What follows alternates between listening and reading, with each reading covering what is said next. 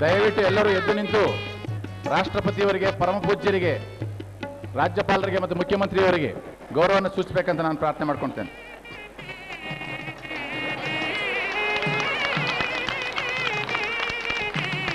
ಭಾರತದ ರಾಷ್ಟ್ರಪತಿಗಳಾದ doctor APJ Abdul Kalam ರವರು ವೇದಿಕೆಗೆ ಆಗಮಿಸುತ್ತಿದ್ದಾರೆ.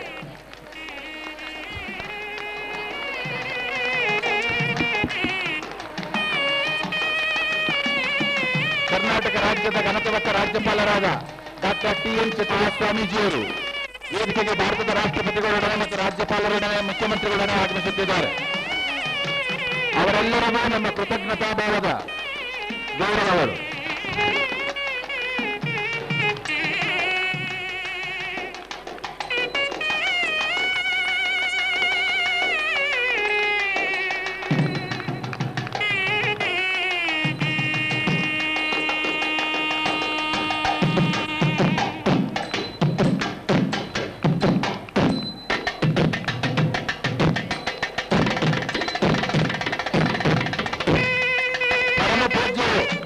ವೇದಿಕೆಗೆ ಆಗಮಿಸುತ್ತಿದ್ದಾರೆ. ಭಾರತದ ರಾಷ್ಟ್ರಪತಿಗಳಾದ ಘನತೆವತ್ತ ಡಾಕ್ಟರ್ APJ ಅಬ್ದುಲ್ ಕಲಾಂ ರವರು ವೇದಿಕೆಗೆ ಆಗಮಿಸುತ್ತಿದ್ದಾರೆ. ಕರ್ನಾಟಕ ರಾಜ್ಯದ ರಾಜ್ಯಪಾಲರಾದ ಚತುರ್ವೇದಿಯರವರು ವೇದಿಕೆಗೆ ಆಗಮಿಸುತ್ತಿದ್ದಾರೆ. ಕರ್ನಾಟಕ ರಾಜ್ಯದ ಮುಖ್ಯಮಂತ್ರಿಗಳಾದ ಸನ್ಮಾನ್ಯ ಶ್ರೀ ಕುಮಾರಸ್ವಾಮಿ ಅವರು ವೇದಿಕೆಗೆ ಆಗಮಿಸುತ್ತಿದ್ದಾರೆ. ಗೌರವಾನ್ವಿತ ಉಪಮುಖ್ಯಮಂತ್ರಿಗಳಾದ ಸನ್ಮಾನ್ಯ ಶ್ರೀ BS ಯಡಿಯೂರಪ್ಪನವರು ವೇದಿಕೆಗೆ ಆಗಮಿಸುತ್ತಿದ್ದಾರೆ. ಕೇಂದ್ರ ಸಚಿವರಾದ ಸನ್ಮಾನ್ಯ ಶ್ರೀ MV ರಾಜಶೇಖರ್ ರವರು ವೇದಿಕೆಗೆ ಆಗಮಿಸುತ್ತಿದ್ದಾರೆ. ಜಿಲ್ಲಾ ಉಸ್ತುವಾರಿ ಸಚಿವರಾದ ಸನ್ಮಾನ್ಯ ಶ್ರೀ C. ಚೆನ್ನಗಪ್ಪರವರು ವೇದಿಕೆಗೆ ಆಗಮಿಸುತ್ತಿದ್ದಾರೆ. ಸಂಸತ್ ಸದಸ್ಯರಾದ ಸನ್ಮಾನ್ಯ ಶ್ರೀ M. ಮಲ್ಲಿಕಾರ್ಜುನಯ್ಯನವರು, ಶಿವಣ್ಣನವರು ವೇದಿಕೆಗೆ ಆಗಮಿಸುತ್ತಿದ್ದಾರೆ.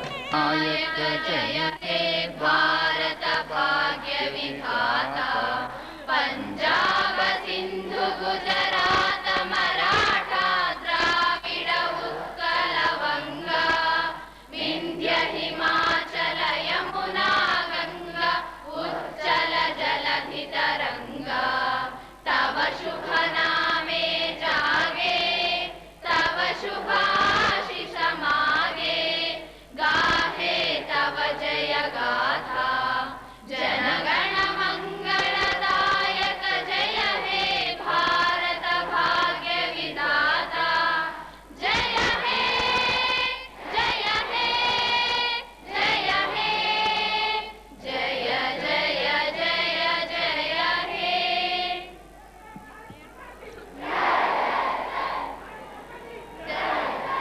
ಎಲ್ಲರೂ ತಮ್ಮ ತಮ್ಮ ಆಸನಗಳಲ್ಲಿ ವಿರಮಿಸಬೇಕೆಂದು ಕೋರುತ್ತೇನೆ.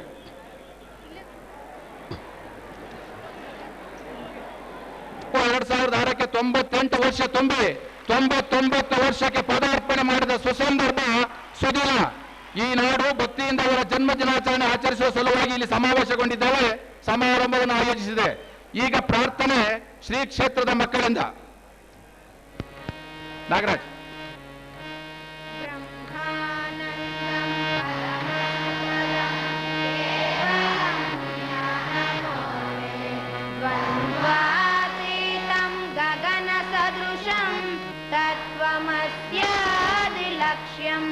एकं नित्यं विमलमचलं सर्वदी साक्षिभूतं भावातीतं त्रिगुणरहितं सद्गुरुं तं नमामि परानन्दचिद्रोपरुद्यानदीप निराधार निर्लेप सत्यस्वरूपं परन्दामनिष्ठं लोकाभिराम निराकार साकार मां पाहि पाहि सदा ज्ञानसिन्धु त्रिलोकाप्तबन्धुं चिदाकाशमध्यस्तदे दीप्यबिन्दुं बोधेन्द्रादिसंस्तुत्य आत्मेशनिं मां नम्बेर्पे मां पाहि पाहि हरिब्रह्मारस्तुत्य इन्द्रादिसेव्यं परब्रह्मनित्यात्मनिर्द्वन्द्वनित्यं स्वरूपानुसन्धान बोधार्यवर्य स्मरे नित्यचिन्मात्र मां पाहि पाहि. ಸಲ್ಲಿಸಿ ಕೃತಜ್ಞತೆಯಿಂದ ಕೃತಾರ್ಥರಾಗುವ ಸಂದರ್ಭ. ನಮ್ಮ ಆಯಸ್ಸನ್ನು ಕಡಿತಗೊಳಿಸಿ ಶ್ರೀಗಳ ಆಯಸ್ಸನ್ನು ಹೆಚ್ಚಿಸು ಎಂದು ಪರಮಾತ್ಮನಿಗೆ ಮೋರವಾಗುವ ಸಂದರ್ಭ. ಆಗಮಿಸಿರುವ ಎಲ್ಲರನ್ನೂ ಸ್ವಾಗತಿಸಲಿದ್ದಾರೆ ಮಾಜಿ ಸಚಿವರು ಹಾಗೂ ಹಾಲಿ ಶಾಸಕರಾದ ಸನ್ಮಾನ್ಯ ಶ್ರೀ ವಿ ಸೋಮಣ್ಣರವರು 2 ನಿಮಿಷದಲ್ಲಿ. On this auspicious occasion of the 99th birthday celebration of His Holiness Dr.Sree Sree Sivakumara Swamiji, it is with great pleasure that I extend a very cordial welcome to His Excellency the President of India, Dr. APJ Abdul Kalam ji. On behalf of devotees, I also extended very warm welcome to Sri T.N. Chaturvedi ji, Honorable Governor of Karnataka, who is also presiding over this today celebration. ಈ ಮಂಗಲ ಸಮಾರಂಭದ ಕಳಸಪ್ರಾಯರಾಗಿ ನಮ್ಮನ್ನು ಆಶೀರ್ವದಿಸುತ್ತಿರುವ ಪರಮ ಪೂಜ್ಯ Shri Shri doctor Shivakumara ಮಹಾಸ್ವಾಮಿಗಳವರ ಪಾದವಿಂದದಲ್ಲಿ ಒಳಮಟ್ಟು ಅವರನ್ನು ಸ್ವಾಗತಿಸ್ತೇನೆ. ದಿವ್ಯ ಸಾನ್ನಿಧ್ಯವನ್ನು ಅನುಗ್ರಹಿಸಲು ಸುತ್ತೂರು ಕ್ಷೇತ್ರದ ಜಗದ್ಗುರು ಶ್ರೀ ಶ್ರೀ ಶಿವರಾತ್ರಿ ದೇಶಿಕೇಂದ್ರ ಮಹಾಸ್ವಾಮಿಗಳವರನ್ನ ತಮ್ಮೆಲ್ಲರ ಪರವಾಗಿ ಶ್ರೀಮಠದ ಪರವಾಗಿ ವೈಯಕ್ತಿಕವಾಗಿ ತುಂಬ ಹೃದಯದ ಸ್ವಾಗತವನ್ನು ಕೋರ್ತಾ ಇದ್ದೀನಿ. ಹಿರಿಯ ಶ್ರೀಗಳಿಗೆ ನುಡಿ ನಮನ ಸಲ್ಲಿಸಲಿರುವ ಶ್ರೀ ಸಿದ್ಧಗಂಗಾ ಕ್ಷೇತ್ರದ ಕಿರಿಯ ಶ್ರೀಗಳಾದ ಪೂಜ್ಯ ಸಿದ್ಧಲಿಂಗ ಸ್ವಾಮಿಗಳವರಿಗೆ ನಮ್ಮೆಲ್ಲರ ಪರವಾಗಿ ತುಂಬ ಹೃದಯದ ಸ್ವಾಗತವನ್ನು ಕೋರ್ತಾ ಇದ್ದೀವಿ. ಕರ್ನಾಟಕದ ಜನತೆಯ ಪರವಾಗಿ ಶ್ರೀಗಳಿಗೆ ನುಡಿ ನಮನ ಸಲ್ಲಿಸಲು ದಯಮಾಡಿಸಿರುವ ಕರ್ನಾಟಕ ಜನತೆಯ ಮನಸ್ಸನ್ನು ಗೆಲ್ಲುವ ಪ್ರಯತ್ನ ಮಾಡ್ತಾ ಇರ್ತಕ್ಕಂಥ ಕರ್ನಾಟಕ ಸರ್ಕಾರದ ಮಾನ್ಯ ಮುಖ್ಯಮಂತ್ರಿಗಳು, ನನ್ನ ಸನ್ಮಿತ್ರರು, ಈ ಸನ್ಮಾನ್ಯ ಎಚ್ ಡಿ ಕುಮಾರಸ್ವಾಮಿ ಅವರನ್ನ ಶ್ರೀ ಕ್ಷೇತ್ರದ ಪರವಾಗಿ ಹಾಗೂ ನಿಮ್ಮೆಲ್ಲರ ಪರವಾಗಿ ವೈಯಕ್ತಿಕವಾಗಿ ಸ್ವಾಗತವನ್ನು ಬಯಸ್ತಾ ಇದ್ದೇನೆ. ಕರ್ನಾಟಕ ರಾಜ್ಯದ ಉಪಮುಖ್ಯಮಂತ್ರಿಗಳು, ನಮ್ಮೆಲ್ಲರ ಹಿರಿಯರಾಗಿರ್ತಕ್ಕಂಥ ಸನ್ಮಾನ್ಯ ಯಡಿಯೂರಪ್ಪ ಸಾಹೇಬರವರನ್ನು ತುಂಬ ಹೃದಯದಿಂದ ಸ್ವಾಗತಿಸ್ತಾ ಇದ್ದೇನೆ. ಭಾರತ ಸರ್ಕಾರದ ಮಾನ್ಯ ಯೋಜನಾ ರಾಜ್ಯ ಸಚಿವರಾದ ಹಿರಿಯರಾದ ರಾಜಶೇಖರ ಅವರನ್ನ ತುಂಬ ಹೃದಯದ ಸ್ವಾಗತವನ್ನು ಕೋರ್ತಾ ಇದ್ದೀವಿ. ಹಾಗೆ ಈ ಜಿಲ್ಲೆಯ ಉಸ್ತುವಾರಿ ಸಚಿವರು, ಕರ್ನಾಟಕ ಸರ್ಕಾರದ ಹಿರಿಯ ಸಚಿವರು ಆಗಿರ್ತಕ್ಕಂಥ ಸನ್ಮಾನ್ಯ ಚೆನ್ನಿಗಪ್ಪನವರನ್ನ ತುಂಬ ಹೃದಯದಿಂದ ಸ್ವಾಗತಿಸ್ತಾ ಇದ್ದೀವಿ. ಮಾನ್ಯ ಲೋಕಸಭಾ ಸದಸ್ಯರಾದ ಸನ್ಮಾನ್ಯ ಮಲ್ಲಿಕಾರ್ಜುನರವರನ್ನ ತುಂಬ ಹೃದಯದಿಂದ ಸ್ವಾಗತಿಸ್ತಾ ಇದ್ದೀವಿ. ಹಾಗೆ ಈ ಕ್ಷೇತ್ರದ ವಿಧಾನಸಭಾ ಸದಸ್ಯರು ಮಿತ್ರರಾಗಿರ್ತಕ್ಕಂಥ ಸನ್ಮಾನ್ಯ ಎಸ್ ಶಿವಣ್ಣನವರನ್ನ ತುಂಬ ಹೃದಯದಿಂದ ಸ್ವಾಗತಿಸ್ತಾ ಇದ್ದೀನಿ. ಈ ಸಮಾರಂಭದಲ್ಲಿ ಪಾಲ್ಗೊಂಡಿರುವ ನಾಡಿನ ಹರಗುರು ಚರಮೂರ್ತಿಗಳಿಗೆ, ಕರ್ನಾಟಕ ಸರ್ಕಾರದ ಮಾನ್ಯ ಸಚಿವರುಗಳಿಗೆ, ವಿಧಾನಸಭೆ ವಿಧಾನ ಪರಿಷತ್ತಿನ ಮಾನ್ಯ ಸದಸ್ಯರುಗಳಿಗೆ ಮತ್ತು ಸ್ಥಳೀಯ ಸಂಸ್ಥೆಗಳ ಚುನಾಯಿತ ಪ್ರತಿನಿಧಿಗಳಿಗೆ, ಸರ್ಕಾರದ ವಿವಿಧ ಇಲಾಖೆ ಅಧಿಕಾರಿಗಳಿಗೆ, ವಿವಿಧ ಕ್ಷೇತ್ರದ ಗಣ್ಯ ಮಾನ್ಯರುಗಳಿಗೆ, ವಿಶೇಷ ಆಹ್ವಾನಿತರಿಗೆ ಸಮೂಹ ಮಾಧ್ಯಮದ ಎಲ್ಲ ಸನ್ಮಿತ್ರರಿಗೆ ಈ ಸಂದರ್ಭದಲ್ಲಿ ತುಂಬ ಹೃದಯದ ಸ್ವಾಗತವನ್ನು ಕೋರಿ, ಬಂಧುಗಳೇ, ಈ ಶುಭ ಸಂದರ್ಭದಲ್ಲಿ ಒಂದು ವಿಷಯವನ್ನು ಪ್ರಸ್ತಾಪಿಸುವುದಕ್ಕೆ ಸೂಕ್ತವನ್ನು ಭಾವಿಸುತ್ತೇನೆ. ಪರಮ ಪೂಜ್ಯ ಶ್ರೀ ಶ್ರೀ ಡಾಕ್ಟರ್ ಶಿವಕುಮಾರ ಮಹಾಸ್ವಾಮಿಗಳವರಿಗೆ ಏಪ್ರಿಲ್ 2007 100 ವರ್ಷಕ್ಕೆ ಪಾದಾರ್ಪಣೆ ಮಾಡ್ತಾ ಇರ್ತಕ್ಕಂಥ ಈ ಶುಭ ಸಂದರ್ಭದಲ್ಲಿ ಪೂಜ್ಯ ಸ್ವಾಮೀಜಿರವರ ಜನ್ಮ ಶತಮಾನೋತ್ಸವವನ್ನು ಕರ್ನಾಟಕ ಸರ್ಕಾರದ ವತಿಯಿಂದ ನಡೆಸುವುದರ ಮೂಲಕ ಈ ನಾಡಿನ ಮಹಾಚೇತನಕ್ಕೆ ಗೌರವ ಸೂಚಿಸಬೇಕೆಂದು ಕರ್ನಾಟಕ ಸರ್ಕಾರದ ಸನ್ಮಾನ್ಯ ಮುಖ್ಯಮಂತ್ರಿಗಳಿಗೆ, ಉಪಮುಖ್ಯಮಂತ್ರಿಗಳಿಗೆ ನಾನು ಶ್ರೀ ಕ್ಷೇತ್ರದ ಪರವಾಗಿ, ಕರ್ನಾಟಕ ರಾಜ್ಯದ 6 ಕೋಟಿ ಜನತೆಯ ಪರವಾಗಿ, ವಿಶ್ವದ ಭಾರತದ ಎಲ್ಲ ಜಾತಿಯ ಎಲ್ಲ ವರ್ಗದ ಜನತೆಯ ಪರವಾಗಿ ಸಂದರ್ಭ ಕರ್ನಾಟಕ ಸರ್ಕಾರ ಈ ಕಾರ್ಯಕ್ರಮವನ್ನು ನಡೆಸಿಕೊಡಬೇಕು ಅನ್ನುವ ಮನವಿಯನ್ನು ಮಾಡುವುದರ ಮುಖ್ಯನ ಮತ್ತೊಮ್ಮೆ ಎಲ್ಲರಿಗೂ ಸ್ವಾಗತ, ಸುಸ್ವಾಗತವನ್ನು ಕೋರಿ ನನ್ನ ಮಾತನ್ನು ಮುಗಿಸ್ತೀನಿ. ನಮಸ್ಕಾರ. ಸನ್ಮಾನ್ಯ ಶ್ರೀ ಸೋಮಣ್ಣರವರಿಗೆ ವಂದನೆಗಳು. Siddaganga mat is a miniature India. The sacred fire lit 100 years ago in its kitchen is still glowing brighter, feeding an average of 12,000 men and women day in and day out. His Holiness Dr. Sivakumara Swamiji is a living legend among the great seers India has seen. Now may I request His Excellency Dr. Kalamji to herald the 99th birth anniversary celebrations of great Swamiji by lighting 99 lamps.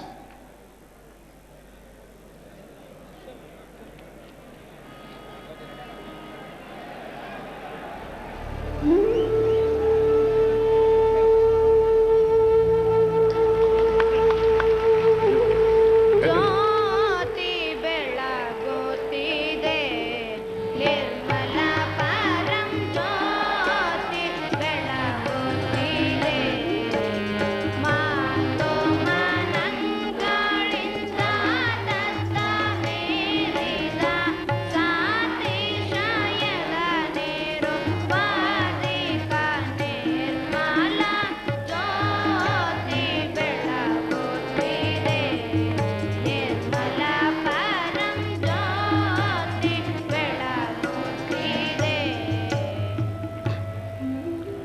ಘನತೆವೆತ್ತ ರಾಷ್ಟ್ರಪತಿಗಳಿಗೆ ವಂದನೆಗಳು. ಶ್ರೀ ಕ್ಷೇತ್ರದ ವಿದ್ಯಾರ್ಥಿ ಅಲ್ಲದಿದ್ದರೂ ಶ್ರೀ ಕ್ಷಿನಿಧಿಯಾಗಿ ರಾಜ್ಯದ ಮುಖ್ಯಮಂತ್ರಿಯ ಪದವಿಗೆ ಅನಿರೀಕ್ಷಿತವಾಗಿ ಏರಿದರೂ ಸರಳತೆ, ಸಜ್ಜನಿಕೆ, ಸಂಸ್ಕಾರಗಳನ್ನು ಮೈಗೂಡಿಸಿಕೊಂಡು ಜನರ ಮಧ್ಯೆ ಇರುವ, ರಾಜ್ಯದ ಅಭಿವೃದ್ಧಿ ಬಗ್ಗೆ ಜನರಲ್ಲಿ ಭರವಸೆ ಮೂಡಿಸಿರುವ ಯುವ ಸಮೂಹದ ಮನೆಗೆದ್ದಿರುವ the young promising effective chief minister Shri H D. Kumaraswamy ಅವರು ಸಭೆಯನ್ನು ಉದ್ದೇಶಿಸಿ ಮಾತನಾಡಬೇಕೆಂದು ಅವರಲ್ಲಿ ಕೋರಿಕೊಳ್ಳುತ್ತೇನೆ. ಸಮಯ 4 ನಿಮಿಷ.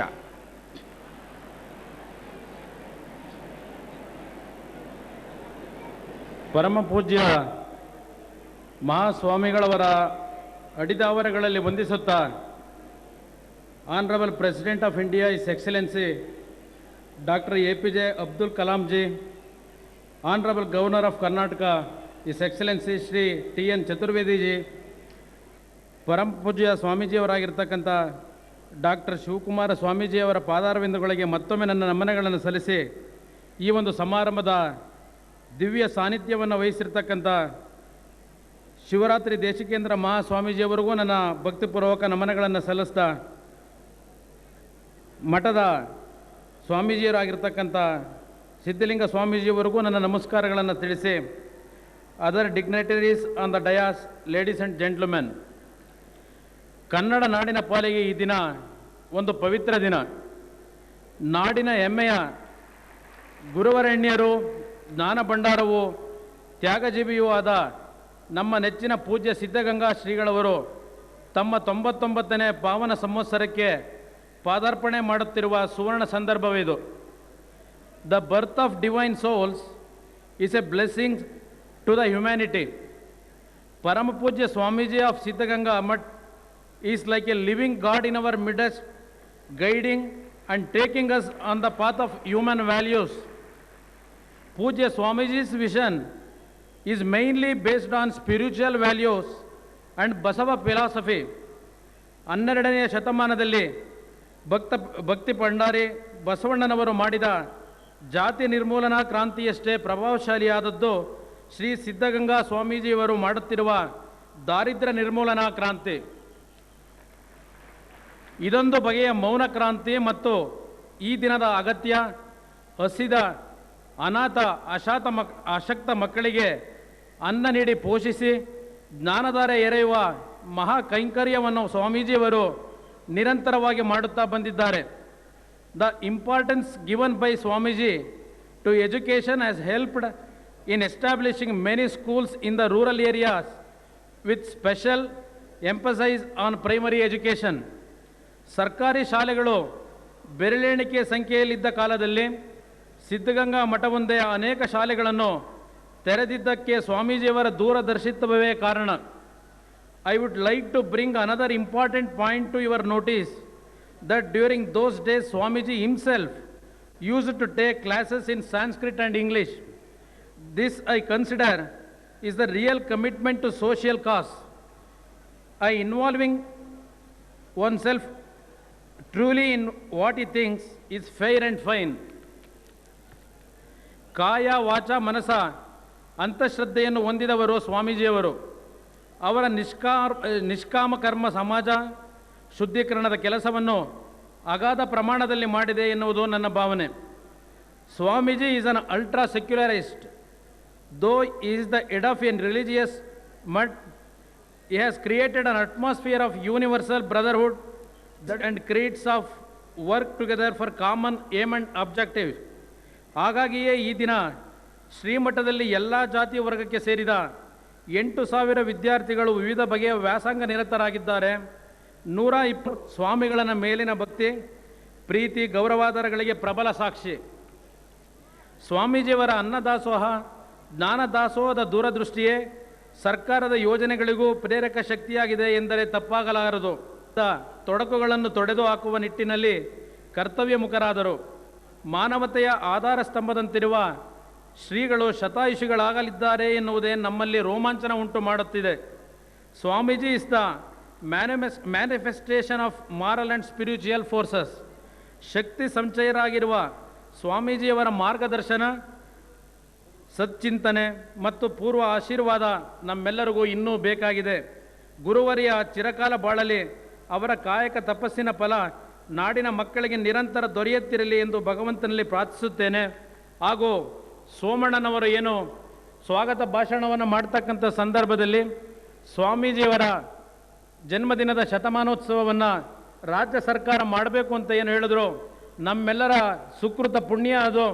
ಮುಂದಿನ ವರ್ಷ ರಾಜ್ಯ ಸರ್ಕಾರವೇ ಅವರ ಜನ್ಮ ದಿನಾಚರಣೆಯನ್ನು ಮಾಡ್ತಕ್ಕಂಥ ಭಾರತ ರತ್ನ ಪ್ರಶಸ್ತಿಯನ್ನು ಕೊಡ್ತಕ್ಕಂಥದ್ದಕ್ಕೆ ನಮ್ಮ ರಾಜ್ಯದ ಎಲ್ಲ ಪ್ರಮುಖರು ಪ್ರಧಾನಮಂತ್ರಿಗಳನ್ನು, ರಾಷ್ಟ್ರಪತಿಗಳನ್ನು ಭೇಟಿ ಮಾಡಿ ಈ ಒಂದು ಮಹತ್ ಕಾರ್ಯವನ್ನು ಮಾಡ್ತಾ ಇರ್ತಕ್ಕಂಥ ಸ್ವಾಮೀಜಿಯವರ ನಿಷ್ಕಲ್ಮಶ ಸೇವೆ ಏನಿದೆ ಆ ಸೇವೆಗೆ ನಾವೆಲ್ಲರೂ ಸಲ್ಲಿಸಬೇಕಾಗಿರ್ತಕ್ಕಂಥ ಗೌರವವನ್ನು ಸಲ್ಲಿಸೋದ್ರ ಜೊತೆಗೆ ಮುಂದಿನ ದಿನಗಳಲ್ಲಿ ಗ್ರಾಮೀಣ ಅಭಿವೃದ್ಧಿಯ ವಿಷಯದಲ್ಲಿ ಏನು ಗ್ರಾಮೀಣ ಪ್ರದೇಶದ ಜನರಿಗೆ ನಿಷ್ಕಲ್ಮಶ ಸೇವೆಯನ್ನು ಮಾಡ್ತಕ್ಕಂಥ ವ್ಯಕ್ತಿಗಳಿಗೆ ಸ್ವಾಮೀಜಿಯವರ ಹೆಸರಿನಲ್ಲಿ ಮುಂದಿನ ವರ್ಷದಿಂದ ರಾಜ್ಯದಿಂದ ಪ್ರಶಸ್ತಿಯನ್ನು ಕೊಡ್ತಕ್ಕಂಥ ಕಾರ್ಯಕ್ರಮವನ್ನು ಘೋಷಣೆಯನ್ನು ಮಾಡ್ತೀನಿ ಅಂತ ಈ ಸಂದರ್ಭದಲ್ಲಿ ಹೇಳಿ, ಈ ಒಂದು ಕಾರ್ಯಕ್ರಮದಲ್ಲಿ ಭಾಗವಹಿಸಲಿಕ್ಕೆ ನನಗೆ ಅವಕಾಶ ಸಿಕ್ಕಿದ್ದು ನನ್ನ ಪೂರ್ವ ಜನ್ಮದ ಪುಣ್ಯ ಅಂತ ಈ ಸಂದರ್ಭದಲ್ಲಿ ಹೇಳ್ತಾ ತಮಗೆಲ್ಲರಿಗೂ ವಂದಿಸಿ ನನ್ನ 2 ಮಾತನ್ನು ಮುಗಿಸ್ತೀನಿ. ಜೈ ಹಿಂದ್, ಜೈ ಕರ್ನಾಟಕ ಮಾತೆ.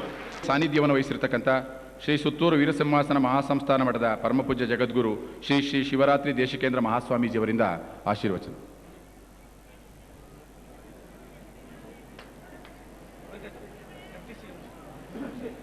ಪ್ರಾಚರಂ ತತ್ಪದಂ ದರ್ಶಿತಂ ಯೇನ ತಸ್ಮೈ ಶ್ರೀ ಗುರವೇ ನಮಃ.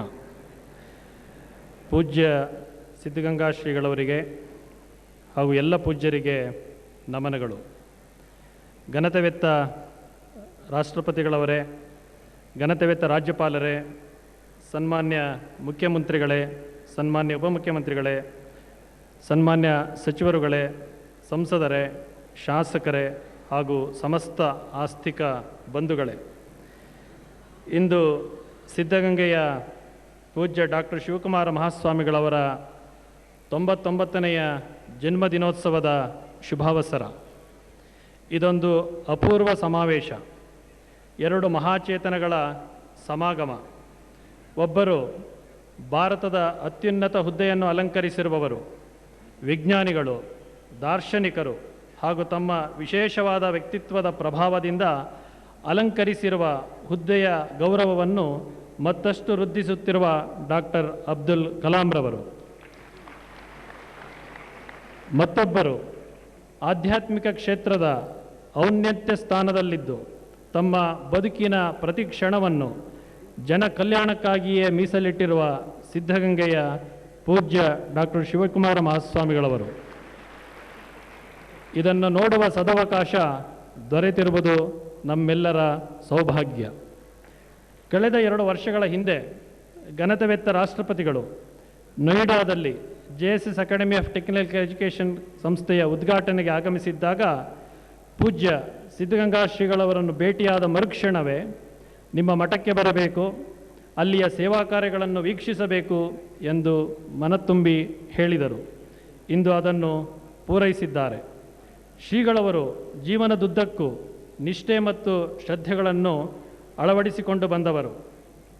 90ರ ವಯೋಮಾನದಲ್ಲಿಯೂ ದೇಶದ ಅಭಿವೃದ್ಧಿ ಹಾಗೂ ಜನತೆಯ ಕಲ್ಯಾಣದ ಬಗೆಗೆ ಚಿಂತಿಸುತ್ತಾ ನಿರಂತರ ಕ್ರಿಯಾಶೀಲರಾಗಿರುವವರು.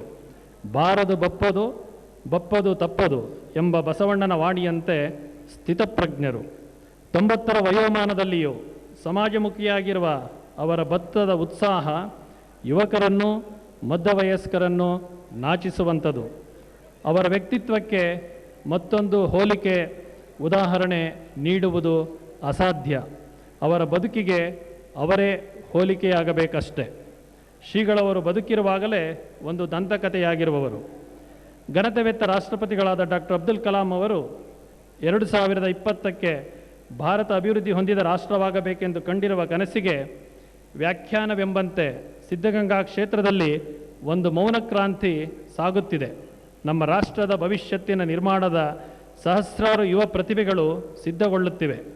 ಯುವ ಜನಾಂಗದಿಂದ ದೇಶದ ಸಕಲ ಅನಿಷ್ಟಗಳು ತೊಲಗಿ ಆತ್ಮೀಯತೆಯ, ಸುಮಧುರ ಬಾಂಧವ್ಯದ, ಸರ್ವಧರ್ಮ ಸಮನ್ವಯದ ಭವ್ಯ ಭಾರತದ ನಿರ್ಮಾಣ ಆಗಬೇಕೆಂದು ಘನತೆವೆತ್ತ ರಾಷ್ಟ್ರಪತಿಗಳಾದ ಡಾಕ್ಟರ್ ಅಬ್ದುಲ್ ಕಲಾಂ ಅವರು ಮತ್ತೆ ಮತ್ತೆ ಪುನರುಚ್ಚರಿಸುತ್ತಿದ್ದಾರೆ. ಆ ದಿವ್ಯ ಪ್ರಕಾಶಕ್ಕೆ ಸಿದ್ಧಗಂಗಾ ಮಠದ ಡಾಕ್ಟರ್ ಶಿವಕುಮಾರ ಮಹಾಸ್ವಾಮೀಜಿಯವರು ಶ್ರೀಮಠದ ಸೇವಾ ಕಾರ್ಯದ ಮೂಲಕ ಜ್ಯೋತಿ ಬೆಳಗಿಸುತ್ತಿದ್ದಾರೆ. ಈ ಜ್ಞಾನದ, ಸದ್ಭಾವನೆಯ, ಸಚ್ಚಾರಿತ್ರ್ಯದ ಜ್ಯೋತಿ ನಿರಂತರ ಬೆಳಗುತ್ತಿರಲಿ. ಇದು ಇತರರಿಗೆಲ್ಲ ಅನುಕರಣೀಯವಾಗಲಿ. ಇದು ನಿರಂತರ ಪ್ರಜ್ವಲಿಸಲಿ. ಸನ್ಯಾಸಿಗಳಿಗೆ ಅವರ ಸನ್ಯಾಸಾಶ್ರಮದ ಸ್ವೀಕಾರ ಒಂದು ಮರು ಹುಟ್ಟಿದ್ದಂತೆ. ಸಿದ್ಧಗಂಗೆಯ ಪೂಜ್ಯ ಡಾಕ್ಟರ್ ಶಿವಕುಮಾರ ಮಹಾಸ್ವಾಮಿಗಳವರಿಗೆ ಅವರ ವಯೋಮಾನದ ಶತಮಾನೋತ್ಸವ ಮಾತ್ರವಲ್ಲ, ಅವರ ಜಂಗಮ ಪಟ್ಟಾಧಿಕಾರದ ಶತಮಾನೋತ್ಸವವನ್ನು ಆಚರಿಸುವ ಸದವಕಾಶವನ್ನು ಭಕ್ತಾದಿಗಳಿಗೆ ಭಗವಂತನು ಅನುಗ್ರಹಿಸಲೆಂದು ಹಾರೈಸಿ ವಿರಮಿಸುತ್ತೇವೆ. ಮುಖ್ಯಮಂತ್ರಿಗಳಾದಂಥ ಸನ್ಮಾನ್ಯ ಶ್ರೀ BS ಯಡಿಯೂರಪ್ಪನವರು 1 ನಿಮಿಷದಲ್ಲಿ. ಶಿವಕುಮಾರ ಮಹಾಸ್ವಾಮಿಗಳವರ ಪಾದಾರವಿಂದಗಳಲ್ಲಿ ಪಡಮಟ್ಟು, ಅದೇ ರೀತಿ ಶಿವರಾತ್ರಿ ದೇಶಿಕೇಂದ್ರ ಮಹಾಸ್ವಾಮಿಗಳವರ ಪಾದಾರವಿಂದಗಳಲ್ಲಿ ಪಡಮಟ್ಟು, ಘನತೆವೆತ್ತ ರಾಷ್ಟ್ರಪತಿಗಳಾದಂಥ ಡಾಕ್ಟರ್ APJ ಅಬ್ದುಲ್ ಕಲಾಂ ರವರೇ, ಘನತೆವೆತ್ತ ರಾಜ್ಯಪಾಲರಂಥ TS ಚತುರ್ವೇದಿಯವರೇ, ರಾಜ್ಯದ ಸನ್ಮಾನ್ಯ ಮುಖ್ಯಮಂತ್ರಿಗಳಾದಂಥ HD ಕುಮಾರಸ್ವಾಮಿಯವರೇ, ಕೇಂದ್ರದ ಯೋಜನಾ ರಾಜ್ಯ ಸಚಿವರಾದಂಥ ME ರಾಜಶೇಖರನ್ ಅವರೇ, ವೇದಿಕೆ ಮೇಲೆ ಇರುವಂಥ ಹಿರಿಯರೇ, ಉಪಸ್ಥಿತ ಶರಣೀಯರೇ, ಒಂದೇ ಮಾತು, ಸನ್ಮಾನ್ಯ ಶಿವಕುಮಾರ ಸ್ವಾಮಿಗಳವರಿಗೆ ಭಾರತ ರತ್ನ ಪ್ರಶಸ್ತಿಯನ್ನು ಕೊಡಿಸೋದಕ್ಕೋಸ್ಕರ ಅಬ್ದುಲ್ ಕಲಾಂ ಅವರನ್ನ ಮುಖ್ಯಮಂತ್ರಿಗಳು ನಾವು ಹೋಗಿ ಭೇಟಿ ಮಾಡ್ತೇವೆ. ಭಾರತ ರತ್ನ ಪ್ರಶಸ್ತಿ ಶಿವಕುಮಾರ ಸ್ವಾಮಿಗಳಂಥ ಹಿರಿಯರಲ್ಲದೆ ಮತ್ತಾರಿಗೂ ಕೊಡೋಕ್ಕೆ ಸಾಧ್ಯ ಇದೆ. ಆ ಪ್ರಶಸ್ತಿಯನ್ನು ಕೊಡೋದ್ರ ಮೂಲಕ ಆ ಭಾರತ ರತ್ನ ಪ್ರಶಸ್ತಿಗೆ ಹೆಚ್ಚು ಗೌರವ ಬರುತ್ತೆ ಅನ್ನೋಂಥ ಮಾತನ್ನು ನಾನು ಹೇಳಕ್ಕೆ ಇಚ್ಛೆ ಪಡ್ತೇನೆ. ಶಿವಕುಮಾರ ಸ್ವಾಮಿಗಳವರು ಮಹಾತ್ಮ ಗಾಂಧೀಜಿಯವರು ಹೇಳಿದಂಥ ಒಂದು ಮಾತು, ಬೇರೆ ಸಂಸ್ಕೃತಿಯನ್ನು ಪ್ರೀತಿಸು, ಆದರೆ ನಿನ್ನ ಸಂಸ್ಕೃತಿಯಲ್ಲೇ ಜೀವಿಸು ಅನ್ನೋಂಥ ಮಾತನ್ನು ಅಕ್ಷರಶಃ ಈ ನಾಡಿನ ಜನರಲ್ಲಿ ಬಿತ್ತರಿಸೋದ್ರಲ್ಲಿ ಯಶಸ್ವಿ ಆಗ್ತಿದ್ದಾರೆ. ಅದಕ್ಕಾಗಿ ಅಭಿನಂದನೆಯನ್ನು ನಾನು ಸಲ್ಲಿಸ್ತೇನೆ. ಈಗಾಗಲೇ ಮುಖ್ಯಮಂತ್ರಿಗಳು ಘೋಷಣೆ ಮಾಡಿರುವಂತೆ ಸರ್ಕಾರವೇ ಮುಂದಿನ ವರ್ಷ ಈ ಪೂಜ್ಯರ 100 ವರ್ಷದ ಒಂದು ಶತಮಾನೋತ್ಸವವನ್ನು ಒಂದು ರೀತಿ ಗಿನ್ನಿಸ್ ದಾಖಲೆಯಲ್ಲಿ ಸೇರೋ ರೀತಿಯಲ್ಲಿ ಕಾರ್ಯಕ್ರಮವನ್ನು ಸರ್ಕಾರವೇ ಮಾಡುತ್ತೆ. ಅದಕ್ಕಾಗಿ ಹಣಕಾಸಿನ ಸಚಿವನಾಗಿ ನನಗೆ ಮುಖ್ಯಮಂತ್ರಿಗಳ ಒಂದು ಸೂಚನೆಯಂತೆ 5 ಕೋಟಿ ರೂಪಾಯಿನ ನಾವು ತೆಗೆದಿಡ್ತಾ ಇದ್ದೇವೆ. ಅದ್ದೂರಿಯ ಕಾರ್ಯಕ್ರಮ ಮಾಡ್ತೇವೆ. ಅಗತ್ಯ ಇದ್ದರೆ ಹೆಚ್ಚುವರಿಯನ್ನು ನಾವು ಇಡೋಕ್ಕೆ ಸಿದ್ಧ ಇದ್ದೇವೆ ಅನ್ನೋಂಥ ಮಾತನ್ನು ಹೇಳಿ ನನಗೆ ಮಾತನಾಡೋಕ್ಕೆ ಅವಕಾಶ ಕೊಟ್ಟದ್ದಕ್ಕಾಗಿ ತಮ್ಮೆಲ್ಲ ವಂದನೆ ಅಭಿನಂದನೆಯನ್ನು ಸಲ್ಲಿಸಿ ನನ್ನ ಮಾತನ್ನು ಮುಗಿಸ್ತಾ ಇದ್ದೇನೆ. ಕಾಮೋದಹ ಶಪಥೇನ ವಿಭಾವ್ಯತೆ. ರಾಜ್ಯ ಸರ್ಕಾರದ ಘನತೆವೆತ್ತ ರಾಜ್ಯಪಾಲರ ಪೀಠಿಗೆ ಯಾರಿಗೂ ಬೇಕಿಲ್ಲ. Now may I request His Excellency the Governor of Karnataka to address this divine gathering.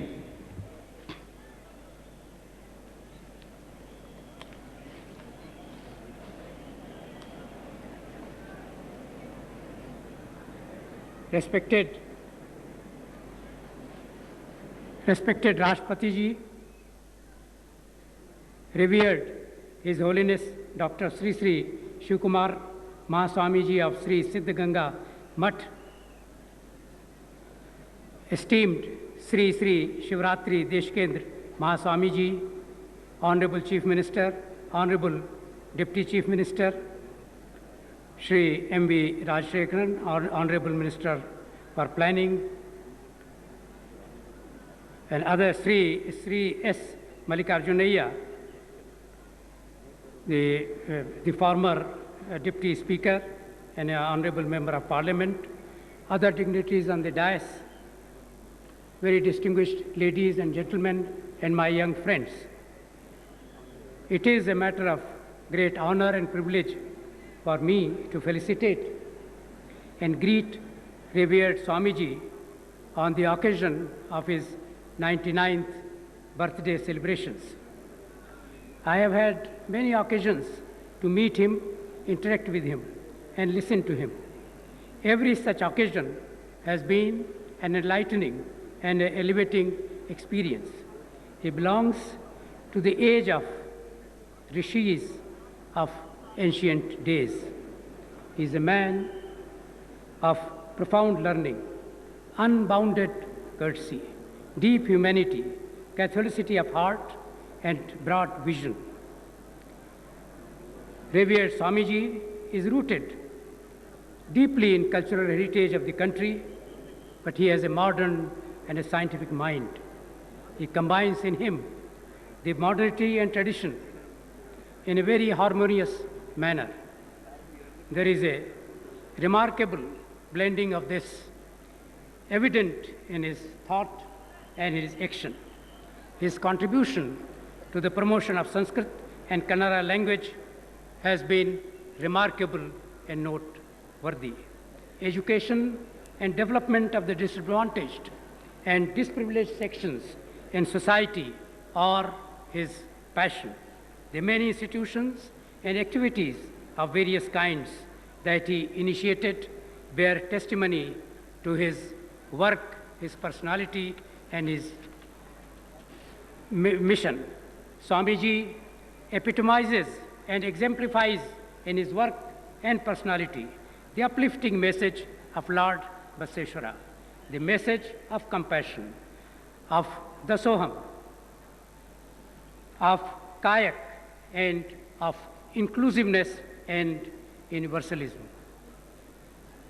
Rashtrapati Ji's presence here is an index of the affection and reverence in which, as was very rightly said by Suttur Swamiji, is an occasion certainly for us to remember, wherein the saint and the scientist meet, the confluence of the two, what the country needs. This is also an indication of how, in what great reverence the Rashtrapati Ji holds the Swamiji himself. I take this opportunity to pay my regards, felicitations, and greetings to revered Swamiji and pray and wish that his guiding light may continue to available to each and every one of us in years to come. Thank you, ladies and gentlemen. Namaskar. Jai Bharat. Jai Karnataka. ಘನತೆವತ್ತ ರಾಜ್ಯಪಾಲರಿಗೆ ವಂದನೆಗಳು. ಶ್ರೀ ಕ್ಷೇತ್ರದಲ್ಲಿ ಹಸಿದ ಹೊಟ್ಟೆಗಳು ಉಂಡು ತಣಿಯುತ್ತವೆ, ನೊಂದ ಮನಸ್ಸುಗಳು ನಲಿದು ಆಡುತ್ತವೆ. ಅಯ್ಯೋ ಎಂದು ಬಂದವರಿಗೆ ಇಲ್ಲಿ ಆಶ್ರಯವಿದೆ, ಅಯ್ಯೋ ಎಂದು ಬಂದವರಿಗೆ ಇಲ್ಲಿ ಸಾಂತ್ವನವಿದೆ. ಜೀವನದ ಸಂಘರ್ಷದಲ್ಲಿ ನೊಂದು ಬೆಂದವರಿಗೆ ಮತ್ತು ಸೋತು ನಿಂದವರಿಗೆ ಸಿದ್ಧಗಂಗೆ ಮರುಹುಟ್ಟು ಕೊಡುತ್ತದೆ. ಪರಮ ಪೂಜ್ಯರನ್ನು ಕಂಡರೆ ಕಣ್ಣೆಲ್ಲ ಮಂಜಾಗುತ್ತದೆ, ಹೃದಯ ತುಂಬಿ ಬರುತ್ತದೆ, ಮಾತುಗಳು ಮೌನವಾಗುತ್ತವೆ. ಅವರ ದಿವ್ಯ ದರ್ಶನದಿಂದ ಜೀವನ ಸಾರ್ಥಕತೆಯಾಗುತ್ತದೆ. 100 ದೇವರನ್ನು ನೂಕಾಚೆ ದೂರ ಶ್ರೀ ಶಿವಕುಮಾರ ಜ್ಯೋತಿಯನ್ನು ಪೂಜಿಸುವ ಬಾರ ಎಂದು ಕರೆಯಬೇಕೆನಿಸುತ್ತದೆ. ಕಾತುರದಿಂದ ಶ್ರೀಗಳ ಆಶೀರ್ವಚನ ನುಡಿಗೆ ಕಾಯುತ್ತಿದ್ದೇವೆ. ಆಶೀರ್ವಚನ ಪರಮಪೂಜ್ಯ ಶ್ರೀಗಳಿಂದ.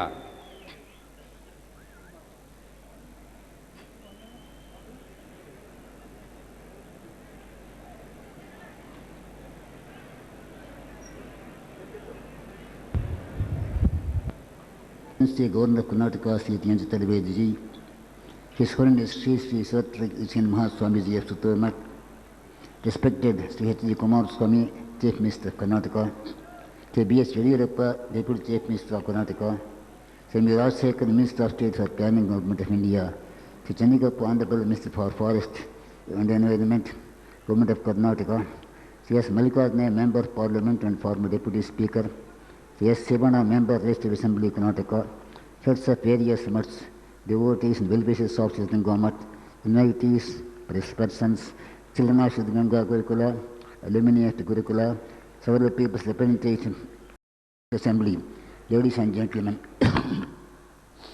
The presence of so many of you on this occasion has given me great happiness. It signifies the commendation of the good work that is going to be in Siddaganga. The august presence of our respected President APJ Abdul Kalam Ji on this occasion has brought immense joy to all of us. It's the good fortune of our country to have such a towering personality as the President, born to pious and religious parents of moderate means of Rameswaram from Tamil Nadu. Dr. APJ Abdul Kalam Ji, through sheer determination and hard work, became an eminent aeronautic engineer. When we read about the development of India's first satellite launch vehicles also, in which Dr. APJ Abdul Kalam played a key role, our hearts are filled with pride at the creativeness of the Indian mind. It may be relevant to quote Sri Aurobindo on the greatness of the Indian mind. When we look at the past of India, what strikes us as vitality, inexhaustible power of life and joy of life are almost unimaginably poised for creativeness.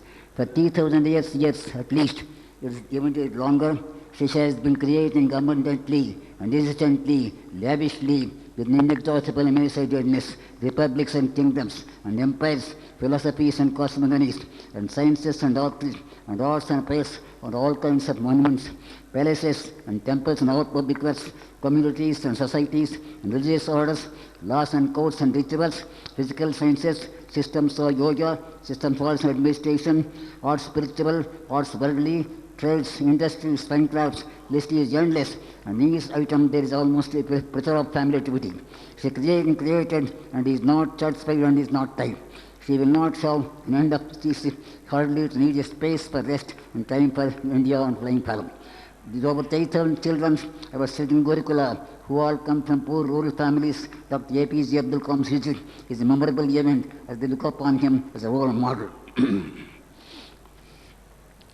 On a day like this, the certain events come to my mind. I was born in a remote village in a farmer's family and grew up in the envious of village.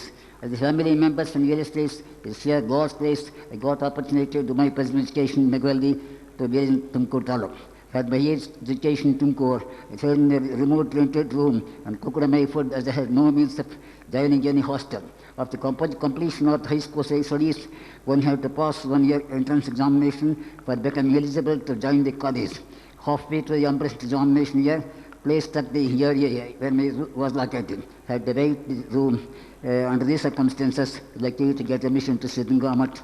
It was a big relief. Everything was free. I did not have to cook my food. That was doing this brief for 6 months that I got a kind of return attachment to Siddaganga. As an young boy of 20, I was impressed by my Guruji, Sree Guruvandana Swamiji, who was a great disciplinarian and spiritual leader. I was particularly attacked by the cosmopolitan culture of the Mutt, which got reflected in admitting students of all communities, Siddaganga Gurukula, right from 1917.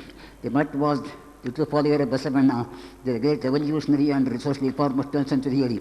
It was also in the period that I got the opportunity to think about the meaning of our life and its usefulness to society. Even after I joined Central College at Bangalore for my degree, my frequent visits to Mutt during holidays and vacations resulted in my increased advancement of Mutt. In the year 1930, when I was still in my final year's degree course class in Central College, Bangalore, I was called by my Guruji to receive the Tasnama Diksha. Though I had no problem accepting the responsibility, it was a hard thing for my parents and other family members to accept a change in situation. They were pinning their high hopes on their only educated son, who could have brought some financial relief to the family. It was perhaps God's will that they reconciled. I was initiated in the Holy Order in 1930 and became the successor Uttradhikari of the Mutt. I had the good fortune of being trained in the regards of Virat for 11 years under my Guruji till 1941, when my mental attained his gentle lips. Then the entire responsibility of the Mutt came to on my shoulders. The financial conditions of the Mutt those years were not good. There were no packages, no landed purposes. Our Guruji had, through his sustained efforts, changed a stall Sanskrit in 1917 and free boarding home with a most intake of about 40 students coming from poor rural farmers and belonging to all class and communities. By this time, over 1941, this strength of the Gurukula was about 200.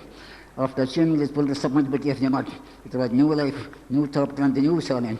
It was important to get accustomed to the rites of sannyasi's life, namely adopting the new environment of purity, discipline, exemplary conduct and behavior, which are the hallmarks of all saffron robe. I had to find time to learn Sanskrit. I had no opportunity to study earlier. Also, I was able to handle efficiently, but the financial scratch that the Mutt forced was unnerving. The future looked dark. What saved me was my unflinching faith in God. In the presence of my Guruji, slowly I was able to experience strength and energy to work on the feeling of helplessness and march forward with confidence. The determination to work hard and succeed kept increasing ability. Study of this life and works of Sarasas, enlightened persons of 12th century AD who brought about revolutionary changes in society, gave me a lot of material to build on and formulate my own ideology, namely to help the poorest of the poor and educate them without discrimination of castes by providing them with food and shelter. This is my life's mission. Noting the fact, strength of the Gurukula was only about 200 when I took my charge. 1941 is a matter of great satisfaction. 8,000 children are now being educated in Gurukula, all which belonging to different religious faiths.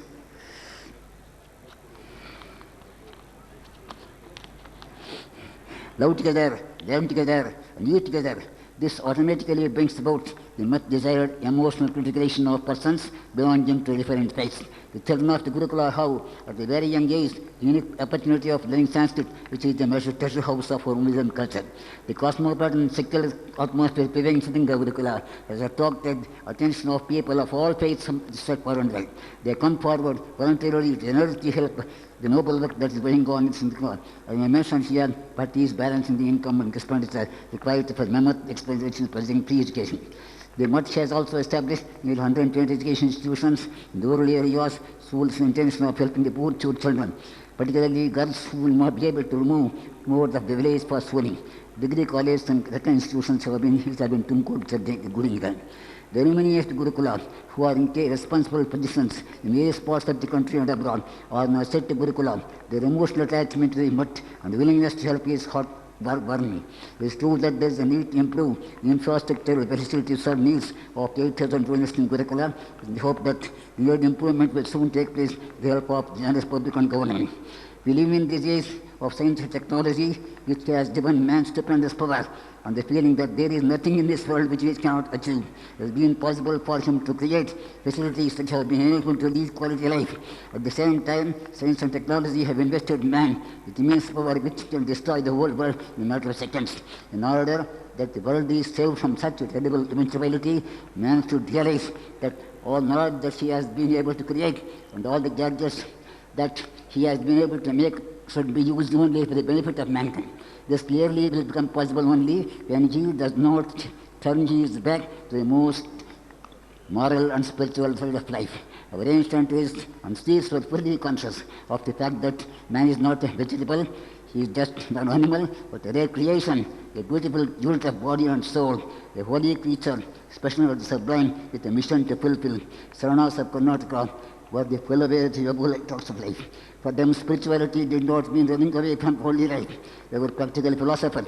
They not only preached ideals, but also lived them. They did not plead for abandonment of sensual pleasures. They only ennobled senses. They sought it that they did not allow the human body to be spoiled, because they considered as a gift from God to be kept healthy in the service of blessed beings.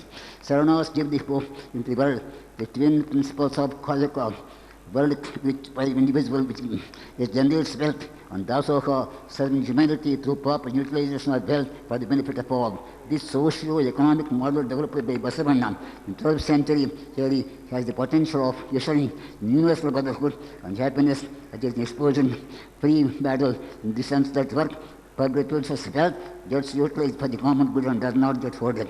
I would like to conduct my debate by discussing the problems of the poor people.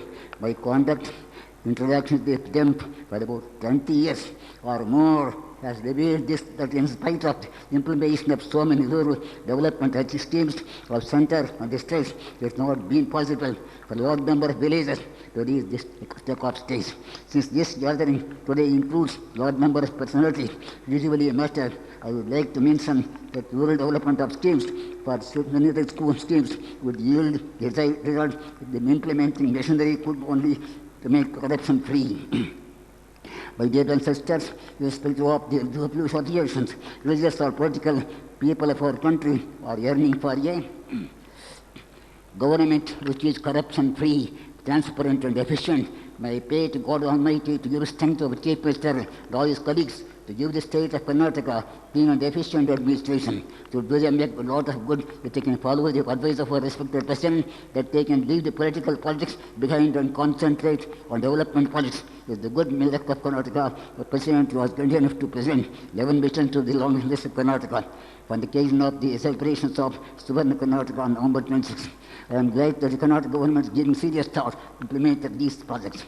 We should also remember that the efficacy with which a great project gets implemented by the government depends on the implementing machinery which consists of the employees. Just the other day, government announced a 10% interim hike in the salary of government employees. They will be happy. It's my birthday wish that the employees of government of Karnataka will serve the people with honesty and integrity, so they will provide enlightened leadership to the counterparts in other states of India. Booyah. ಇದೊಂದು ಆಶ್ಚರ್ಯ ಮತ್ತು ಅದ್ಭುತವೇ ಸರಿ. 99 ವರ್ಷಗಳನ್ನು ತಲುಪಿರುವ ಪರಮಪೂಜ್ಯರು ಯಾವುದೇ ಕನ್ನಡಕ ಧರಿಸದೆ ಎದ್ದು ನಿಂತು ಲೀಲಾಜಾಲವಾಗಿ ಸ್ಪಷ್ಟವಾಗಿ ಭಾಷೆನ ಉಚ್ಚರಿಸ್ತಕ್ಕಂಥದ್ದು ಕೂಡ ಎಲ್ಲರನ್ನೂ ಕೂಡ ಮಂತ್ರಮುಗ್ಧರನ್ನಾಗಿ ಮಾಡಿದೆ. ಅತ್ಯುನ್ನತವಾದ ಪ್ರಶಸ್ತಿ ಪರಮಪೂಜ್ಯರಿಗೆ ಸಲ್ಲಿಸುವುದಾದರೆ ಆ ಪ್ರಶಸ್ತಿಗೆ ಮತ್ತಷ್ಟು ಹೆಚ್ಚು ಗೌರವ ಬರುತ್ತದೆ ಎನ್ನುವುದೇ ನನ್ನ ಪ್ರಾಮಾಣಿಕ ಅನಿಸಿಕೆ. Now, Dr. Kalamji is a combination of all virtues and great qualities. He is a world-renowned scientist, a great visionary, and won the hearts of the countrymen, particularly the children. ಭಾರತದ ಘನತೆವೆತ್ತ ರಾಷ್ಟ್ರಪತಿಗಳು ತಮ್ಮ ಭಾವನೆಗಳನ್ನು ಭಕ್ತ ಸಮುದಾಯದೊಂದಿಗೆ ಹಂಚಿಕೊಳ್ಳುವುದರ ಪೂರ್ವದಲ್ಲಿ ಪರಮಪೂಜ್ಯರಿಗೆ 99 ವರ್ಷ ಸಂದಿರುವ ಈ ಶುಭ ಸಂದರ್ಭದಲ್ಲಿ ಪುಷ್ಪಗುಚ್ಛವನ್ನು ಕೊಡುವುದರ ಮುಖಾಂತರವಾಗಿ ಪರಮಪೂಜ್ಯರಿಗೆ ಗೌರವವನ್ನು ಸಮರ್ಪಿಸುತ್ತಿದ್ದಾರೆ.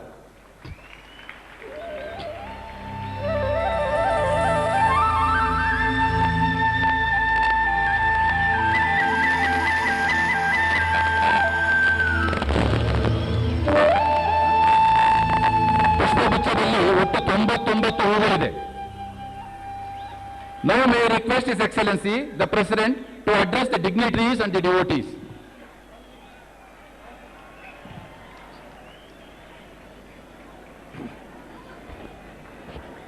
Namaskar.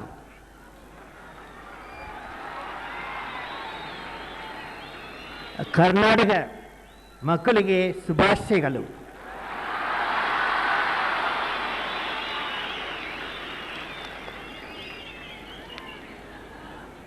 ಶ್ರೀ ಶ್ರೀ ಶಿವಕುಮಾರ್ ಮಹಾಸ್ವಾಮಿಗಳು Shri Shri Shivaratri Deshiyantre Mahaswamigal, Honorable Governor of Karnataka, Sri Honorable Chief Minister of Karnataka, Sree Kumara Swami, Sri Yediyurappa, Deputy Chief Minister of Karnataka, Honorable Minister Rajasekaran, Sri Chennikappe, Honorable Minister, and Honorable Minister of Parliament Mallikarjunaya, and all friends, particularly young people, my greetings to all of you.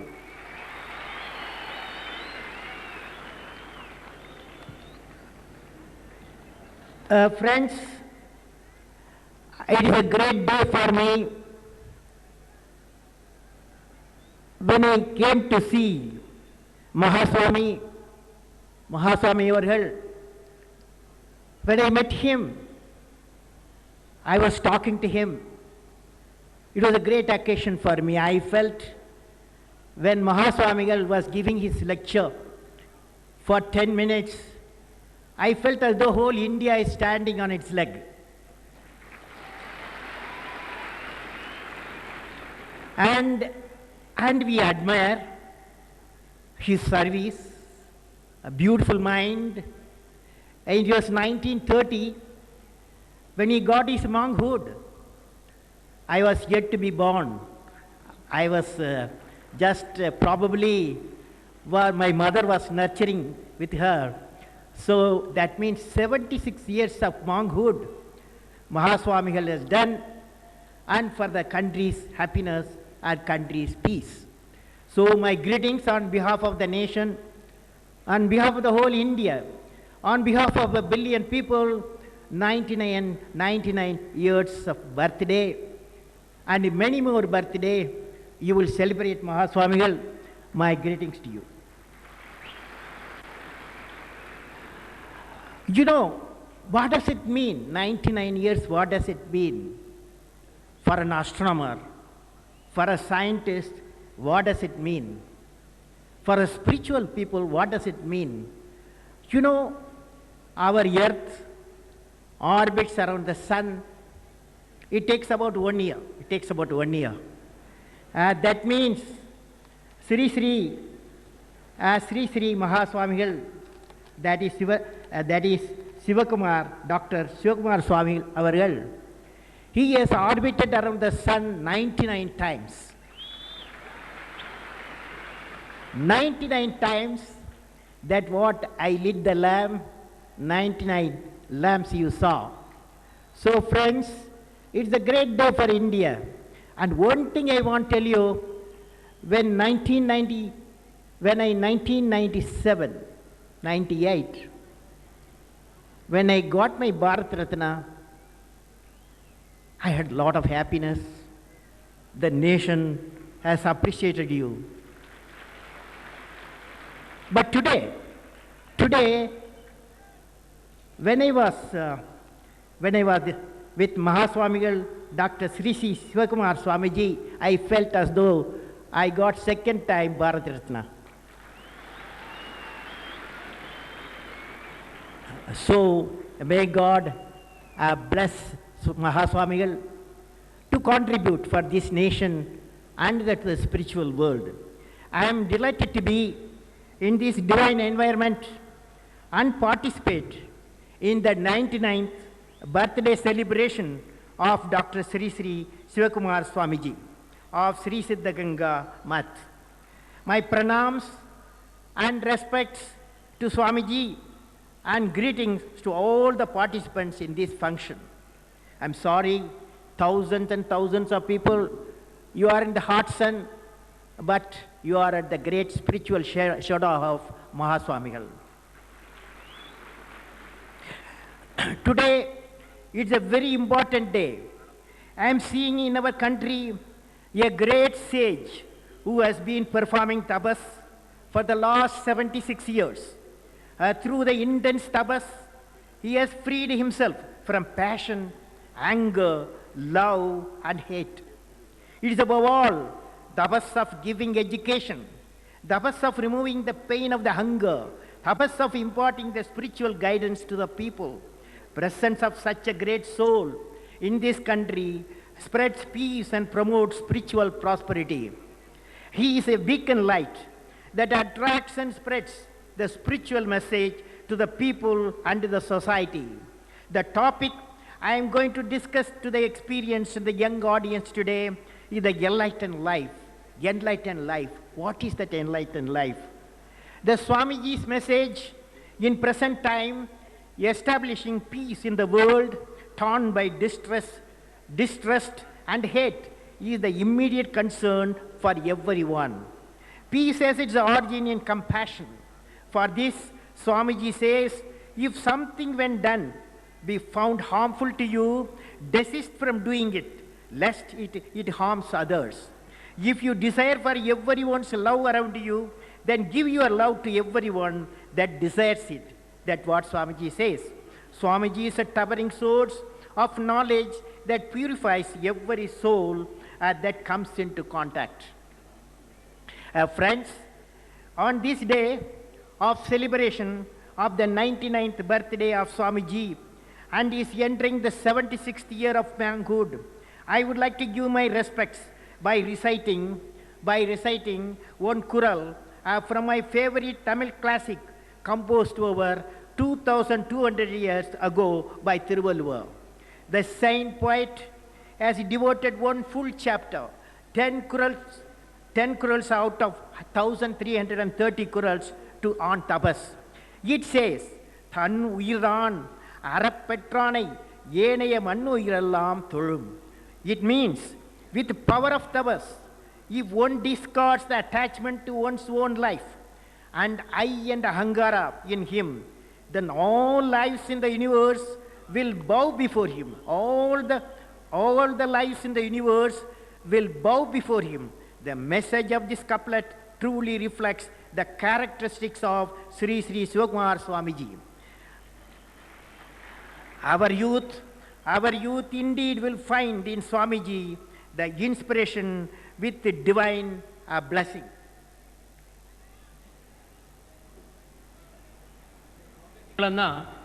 ನೋಡಿದಾಗ ಇಡೀ ಭಾರತ ದೇಶ ತನ್ನ ಕಾಲ ಮೇಲೆ ನಿಂತ ಅನುಭವ ಆಗುತ್ತದೆ. 1997-98ನೇ ಇಸ್ವಿನಲ್ಲಿ ಭಾರತ ರತ್ನ ಬಂದಾಗ ಯಾವ ಸಂತೋಷ ಆಗಿತ್ತು, ಸ್ವಾಮೀಜಿಯವರನ್ನು ನೋಡಿದಾಗ ಅದೇ ರೀತಿ ಮತ್ತೊಮ್ಮೆ ನನಗೆ ಭಾರತ ರತ್ನ ದೊರಕಿದೆ ಎನ್ನುವ ಸಂತೋಷ ಆಗ್ತಾಯಿದೆ. ಭಾರತದ 100 ಕೋಟಿ ಜನರ ಪರವಾಗಿ 99ನೇ ಜನ್ಮ ಶತಮಾನೋತ್ಸವದ ಸಂದರ್ಭದಲ್ಲಿ ಸ್ವಾಮೀಜಿಗಳಿಗೆ ಪ್ರಣಾಮಗಳನ್ನು ಮತ್ತು ಅಭಿನಂದನೆಗಳನ್ನು ಸಲ್ಲಿಸ್ತಾ ಇದ್ದೇನೆ. ಸ್ವಾಮೀಜಿಯವರು ತಪಸ್ಸಿಗೆ ಭಾಳ ದೊಡ್ಡ ಉದಾಹರಣೆ. ಸ್ವಂತ ಜೀವನದ ಬಗ್ಗೆ ಕೋಪ, ಪ್ರೀತಿ, ದ್ವೇಷ ಎಲ್ಲವನ್ನೂ ತೊರೆದ ತಪಸ್ಸನ್ನು ಆಚರಿಸಿದಂತಹ ಈ ಜ್ಞಾನಜ್ಯೋತಿ ಈ ಸ್ವಾಮೀಜಿಗಳಿಗೆ ಎಲ್ಲರ ಪರವಾಗಿ ಪ್ರಣಾಮಗಳು. ಈಗ ಇಲ್ಲಿ ಕುಳಿತಿರುವ ಎಲ್ಲ ತರುಣ ಜನಾಂಗಕ್ಕೆ ನಾನು ನೀಡುವ ಪಾಠ ಎಂದರೆ ಜ್ಞಾನೋದಯಗೊಂಡ ಜೀವನದ ಬಗ್ಗೆ ಹೇಳಲು ಬಯಸುತ್ತೇನೆ. ಸ್ವಾಮೀಜಿಯವರು thank you. Now I'll start. Friends, let me share with you a personal experience. When my father was performing 5 times namaz at the age of 90s, his children and grandchildren in large number, we used to wonder the divine strength he has acquired. Of course, my father was with us for more than 103 years. After a long time, today it's a great inspiring experience for me to see a great soul and sage, Dr.Sree Sree Sivakumara Swamiji.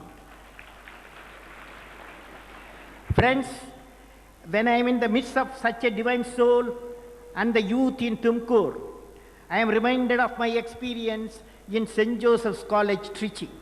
I remember the lectures given by the highest authority of the Jesuit institution, Reverend Father Rector Kalathil of St. Joseph's College. Every Monday, he will take class on moral science for an hour. He used to talk about good human beings, present and past, and what makes a good human being. In this class, he used to give lectures on personalities such as Buddha, Confucius, Saint Augustine, Khalifa Umar, Mahatma Gandhi, Einstein, Abraham Lincoln, including some scientific personalities and moral stories linked to our civilization heritage.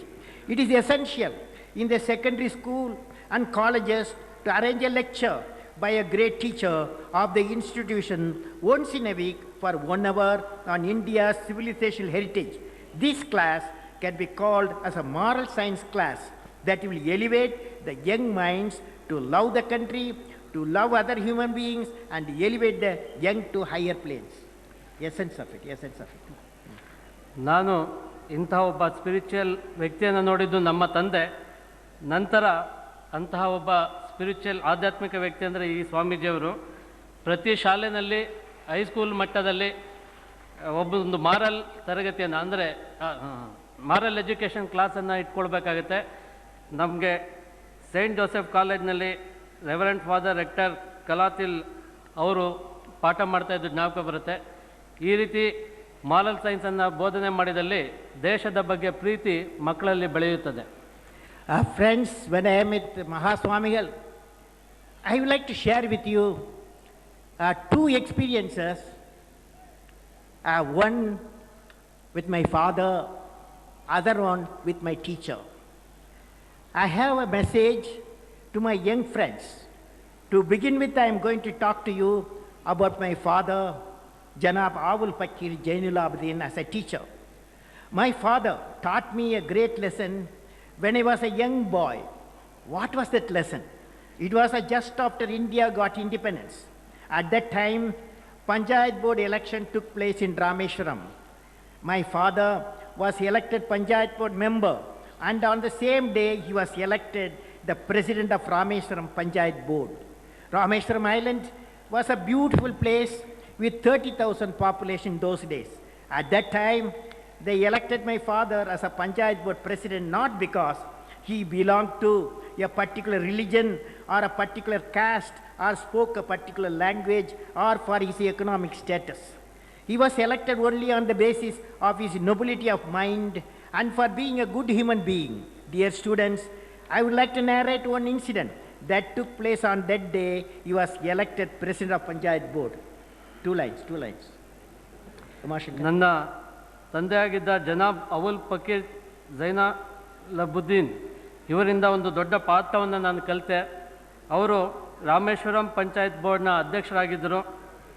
ಆ ಸಂದರ್ಭದಲ್ಲಿ ನಾನು ಚಿಕ್ಕವನಾಗಿದ್ದಾಗ ಅವರಿಂದ ಒಂದು ಪಾಠವನ್ನು ಕಲಿತೆ.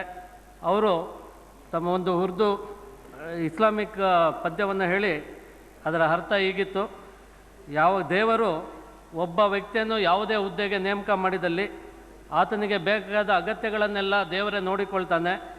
ಅದರ ಹೊರತು ಏನನ್ನಾದರೂ ಬಯಸಿದರೆ ಅದು ಇಲ್ಲಿಗಲ್ ಗೇನ್, ಅಂದರೆ ಅದು ಕಾನೂನಿಗೆ ವಿರುದ್ಧವಾದ ಮತ್ತು ದೇವರಿಗೆ ವಿರುದ್ಧವಾದ ಲಾಭ ಆಗುತ್ತೆ. Thank you. I was at that time studying in school. Those days we did not have electricity and we used to study under ration kerosene lamps. I was reading the lessons loudly and I heard a knock at the door. We never used to lock the door in Rameshwaram in those days. Somebody opened the door, came in and asked me where my father was. I told him that father had gone for evening namaz. Then he said, I have brought something for him, can I keep it here? Since my father had gone for namaz, I shouted for my mother to get her permission to receive the item. Since she was also on the namaz, there was no response. I asked the person to leave the item on the cot that was used for work, namaz and sleeping. After that, I continued my studies. I used to learn by reading aloud my younger days. I was reading loud and fully concentrating on my studies. At that time, my father came in and saw a tambulam kept in the cot. He asked me, what is that? Who was given that? I told him, somebody came and has kept this for you. He opened the cover of the tambulam and found there's a costly dhoti, angavastram, some fruits, some sweets, and he could see the slip that the person had left behind. I was the youngest child of my father. He really loved me and also loved him a lot. He was upset at the sight of the tambulam and gifts left by someone.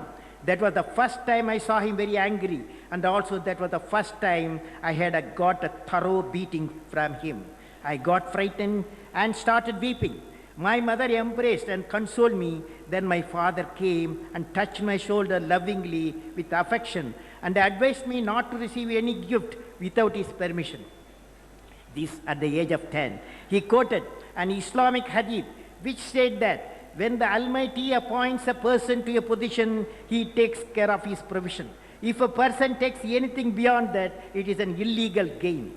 Then he told me that it's not a good habit. Gift is always accompanied by some purpose, and a gift is a dangerous thing. It is like touching a snake and getting the poison in turn. This lesson stands out always in my mind, even when I in my 70s. This incident taught me a very valuable lesson for my life. It's deeply embedded in my mind. Friends, I would like to also mention that the writing of Manusmriti, which says, by accepting gift, the divine light, by accepting the gift, the divine light in the person gets extinguished. Manu warns every individual against accepting gifts for the reason that it places the acceptor under the obligation in favor of the person who gave the gift, and ultimately it results in making a person to do things which are permitted according to law. I am sharing this thought with all of you friends, particularly the young ones. Do not be carried away by any gift which comes with a purpose and through which one loses his personality greatly. Do you think, young friends, you can follow this in your life? Can you? Yes? I will be very happy if you can practice this sincerely. This trait will lead you a good life. Now I come to my teacher, last one, my teacher. When I think of my second teacher, I am reminded of my childhood days when I was studying 8th class at the age of 13. I had a teacher, Sree Sivakumara. He was one of the very good teachers in our school. And one day he was teaching how birds fly. And many of us did not understand how birds fly after his teaching. So I got up, I told him, sir, I did not understand. Then again started explaining. That day evening, he took us to the seashore. He showed us the birds fly in flock, 10 birds, 15 birds. And he asked us, watch the wings, what does it do? When it flaps, it gets the lift. And how the direction changes through the tail and the wing negotiating it. Then what is it life? Life is what is the locomotive force? And the bird itself, is the life itself locomotive force.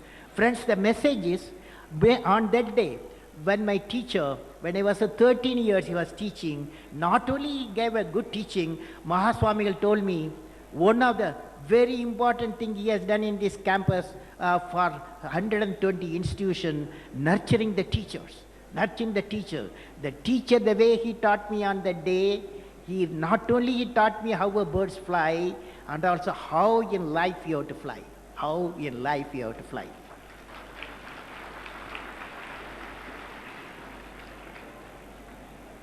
Friends, as all students, young people are here. In your school life, up to 10 plus 2, spends about 25,000 years. That is, from age 5 to 17, you are spending in the campus 25,000 hours in the school campus. His life or her life is more influenced by the teachers and the school environment. I am very happy. Here not only you got a school, 120 schools everywhere you have, but most important thing, a sage Mahaswamigal is presiding over the school, 120 school. That's very important. I am sure the school and college run by the Sree Siddaganga has best of teachers who love teaching, particularly since they are in the divine presence of Sree Sree Sivakumara Mahaswamigal, who is the greatest role model for all the teachers and students. In conclusion, friends, when I am in this divine campus of Swamiji, I would like to share with the audience the power of proper education and its dimension. Ultimately, education, in its real sense, is the pursuit of the truth. It is an endless journey through knowledge and enlightenment, particularly in this campus of Mahaswamigal. Such a journey opens up a new vistas of development of humanism, where there is no scope nor room for pettiness, disharmony, jealousy, hatred, or enmity. It transforms a human personality into a wholesome being, a noble soul, and assist in the universe. Universal brotherhood, and in its true sense, becomes the sheet anchor for such a education. Real education enhances the dignity of human being and increases his or her self-respect. That's what's happening in this campus of Mahaswamigal. If only the real sense of education could be realized by each individual and carried forward in every field of human activity, the world will be so much better place to live in. Dear young friends, now I would like to administer a 10-point oath for enlightened citizenship. Are you ready? Ready? Ready? Okay. Now you have to repeat with me. You ready? I will pursue my education or the work with dedication, and I will excel in it. Will you do it? 2. From now onwards, I will teach at least 5% to read and write those who cannot read and write. Will you do that? Okay, next one. I will plant at least 10 saplings and shall ensure their growth through constant care. I was very happy to see when I entered the campus, everywhere, Mahaswamigal campus, they plant the tree. That was a message. So I was very happy to see it. Now, 4th point, I will visit rural and urban areas and permanently wean away at least 5% from addiction and gambling. Can you do it? I will not support any religious, caste or language differentiation. Next point, I will be honest. I will be honest and endeavor to make corruption free society. Make a corruption-free society. Will you do it? Yes? Okay. And the last but one, I will always be a friend of the mentally and physically challenged, and will work hard to make them feel normal like the rest of us. Last one.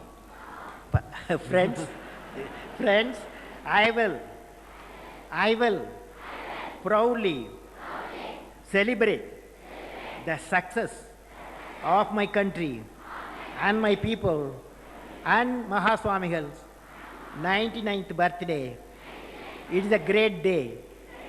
Wish you all the best. God bless you.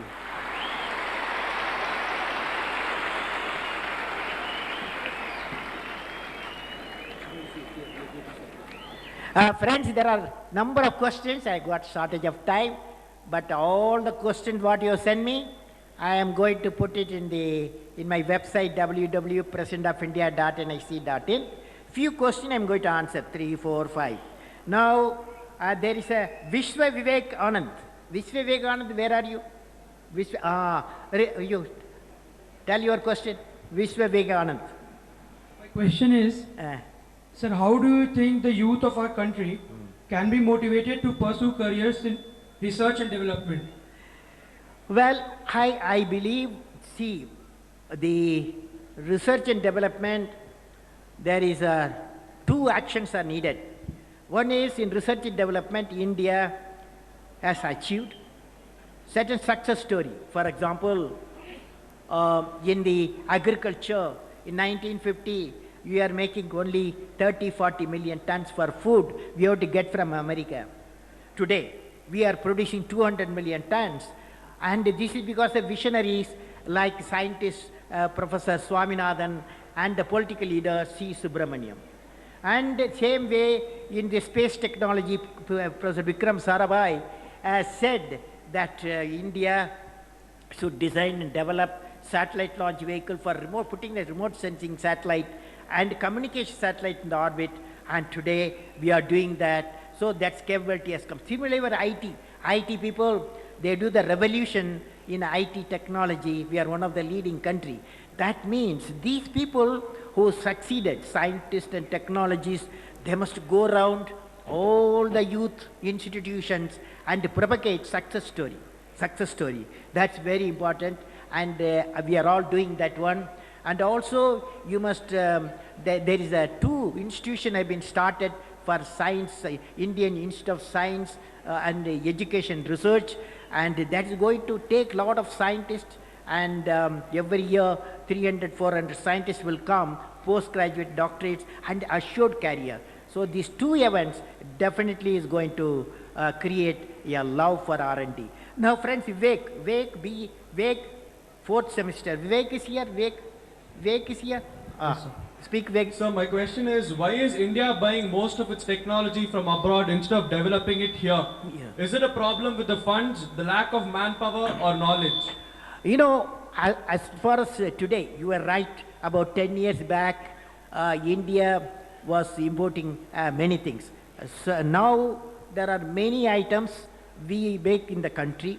And also you should know that when our GDP growth is 8%, when you want to make it 10% GDP growth, we have to produce. A developing country, to become a transformed country, we have to produce products. We have to competitively, we have to market, because then only we can, prosperity will come. Similarly, the developed country also market competitively. So competitiveness is a very important thing, and nothing wrong. Something you will buy from outside and other countries will come buy and from us. That is the global situation, and that's why I call it law of development. Law of development, it says that for prosperity of the nation, some products you have to excel and market and make the nation wealthy. Similarly, we have to buy something in turn so that it is a business world. Okay. Next one, I will go to. Oh, affordable. Next one.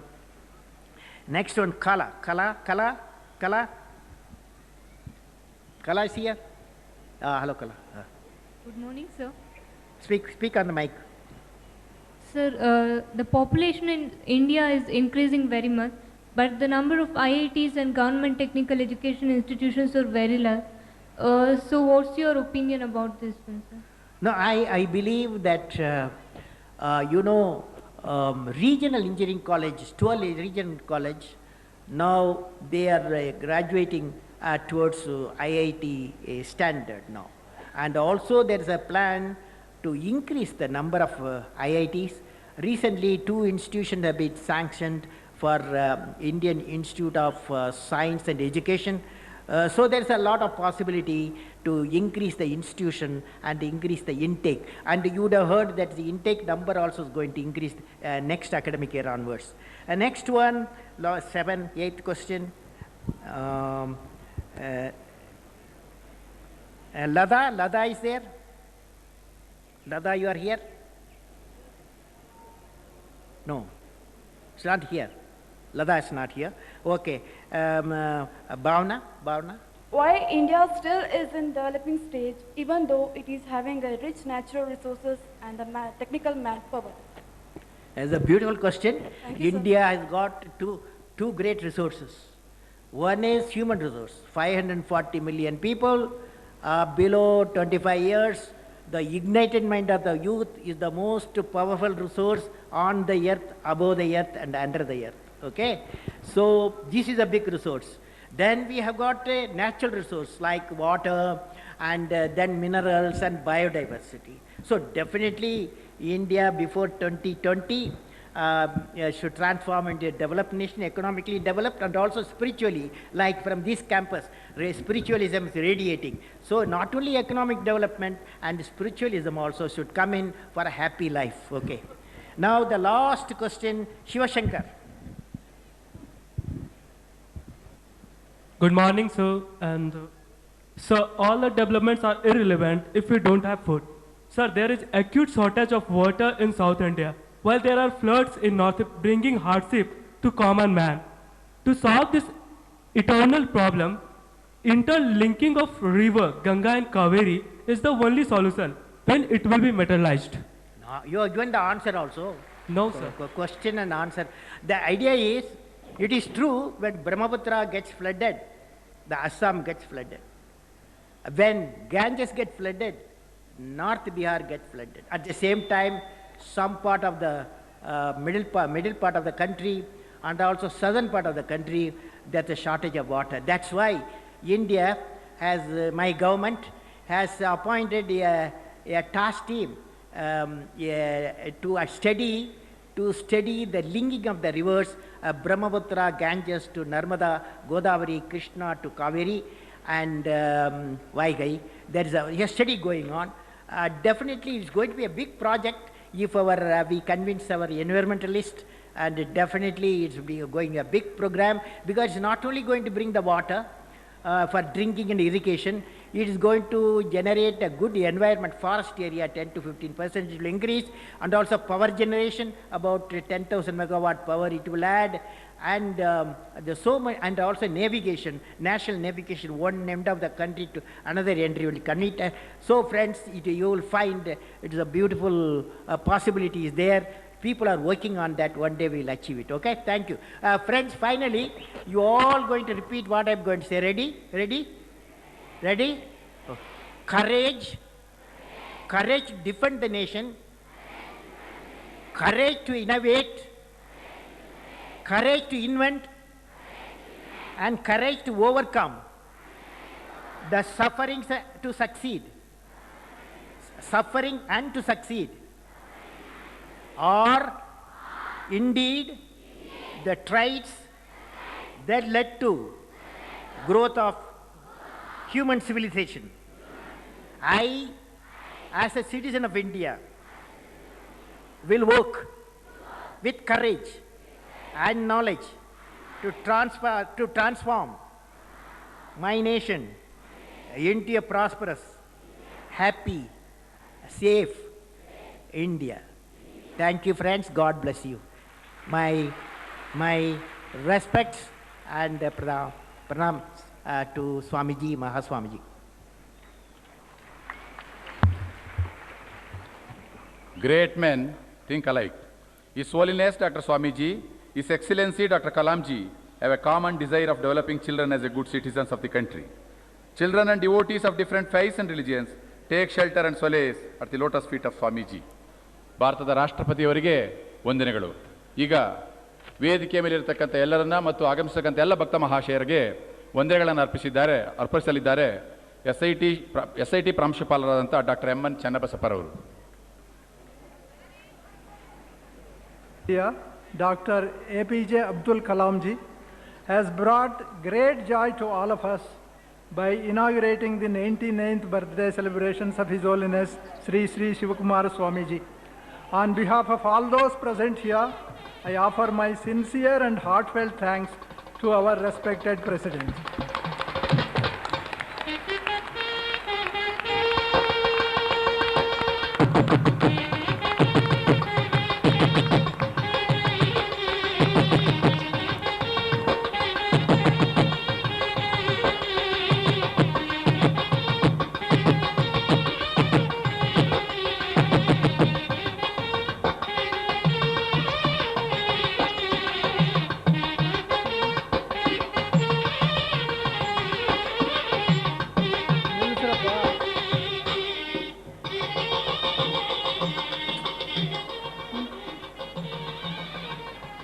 It was very kind of His Excellency, the Governor of Karnataka, Sri T.N. Chaturvedi ji, to preside over this morning's program.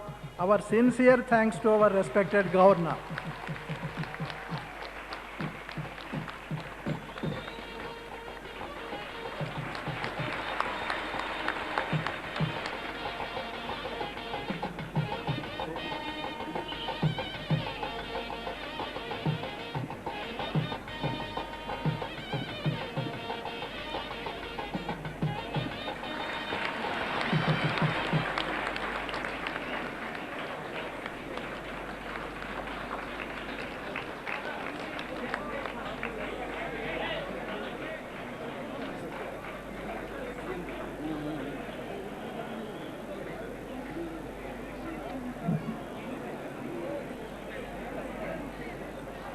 Our respectful pranams to His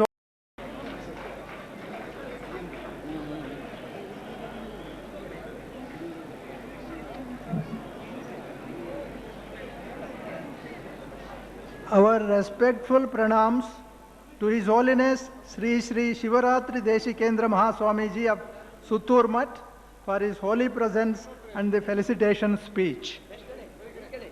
Yeah. All right. Yeah. Respected Sree Sree Kumara Swamiji, the youngest Chief Minister of Karnataka, has been kind enough to deliver the felicitation speech. Sir, please accept our sincere thanks. Respected Sri B.S. Yediyurappa, the Deputy Chief Minister and the kind-hearted Finance Minister, has been kind enough to grace this occasion and deliver this speech. We are grateful to you, sir, for your kind presence. Respected Sri M.V. Rajshekharan, Honorable Minister of State of Planning, Government of India. Respected Sri Chennigappa, Honorable Minister of Forests, Environment and District Minister. Respected Sri S. Mallikarjunaya, Member of Parliament and former Deputy Speaker of Lok Sabha. Respected Sri S. Shivanna, Member Vidhan Sabha Tumkur. We all thank them for their kind presence, and we also request their continued presence in the next session of the celebrations. On behalf of the reception committee, I thank one and all present here for their excellent cooperation in making this program a memorable one. Thank you.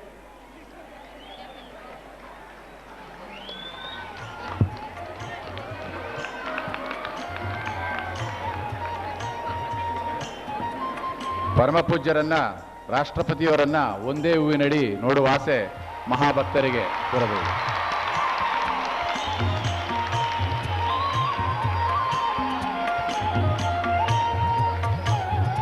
ವಂದನಾರ್ಪಣೆ ಮಾಡಿದ ಪ್ರಾಂಶುಪಾಲರಾದ M.N.. ಚನ್ನಬಸಪ್ಪರವರಿಗೆ ವಂದನೆಗಳು.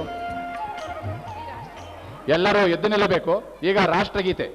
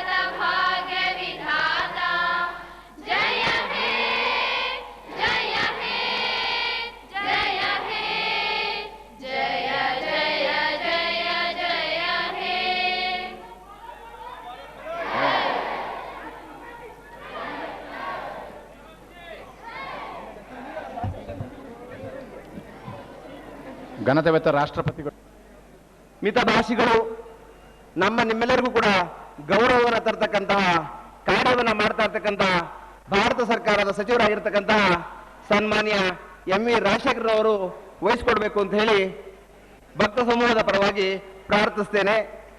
ಈ ಸಮಾರಂಭದ ಅಧ್ಯಕ್ಷತೆಯನ್ನು MV. ರಾಜಶೇಖರರು ವಹಿಸಿಕೊಡ್ಬೇಕು ಅಂತ ಹೇಳಿ ಮತ್ತೊಮ್ಮೆ ವಿನಂತಿಸ್ತೇನೆ. ಈ ಸಮಾರಂಭದಲ್ಲಿ ಸಭೆಯ ವೇದಿಕೆ ಮೇಲೆ ಉಪಸ್ಥಿತಿರ್ತಕ್ಕಂತಹ ಶ್ರೀಮಠದ ಹಳೆಯ ವಿದ್ಯಾರ್ಥಿಗಳು, ಮಿತಭಾಷಿಗಳು, ಪರಮ ಪೂಜ್ಯರ ಬಗ್ಗೆ ಅಗಾಧವಾದ ಪ್ರೀತಿಯನ್ನು ಉಳ್ಳವರು ಆಗಿರ್ತಕ್ಕಂತಹ ಸನ್ಮಾನ್ಯ ಚೆನ್ನಿಂಗಪ್ಪನವರು ಈ ಕಾರ್ಯಕ್ರಮದಲ್ಲಿ ಉಪಸ್ಥಿತರಿದ್ದಾರೆ. ಅವರಿಗೂ ಕೂಡ ಸದ್ಭಕ್ತರ ಪರವಾಗಿ ಹಾರ್ದಿಕ ಸ್ವಾಗತವನ್ನು ಕೋರುತ್ತೇನೆ.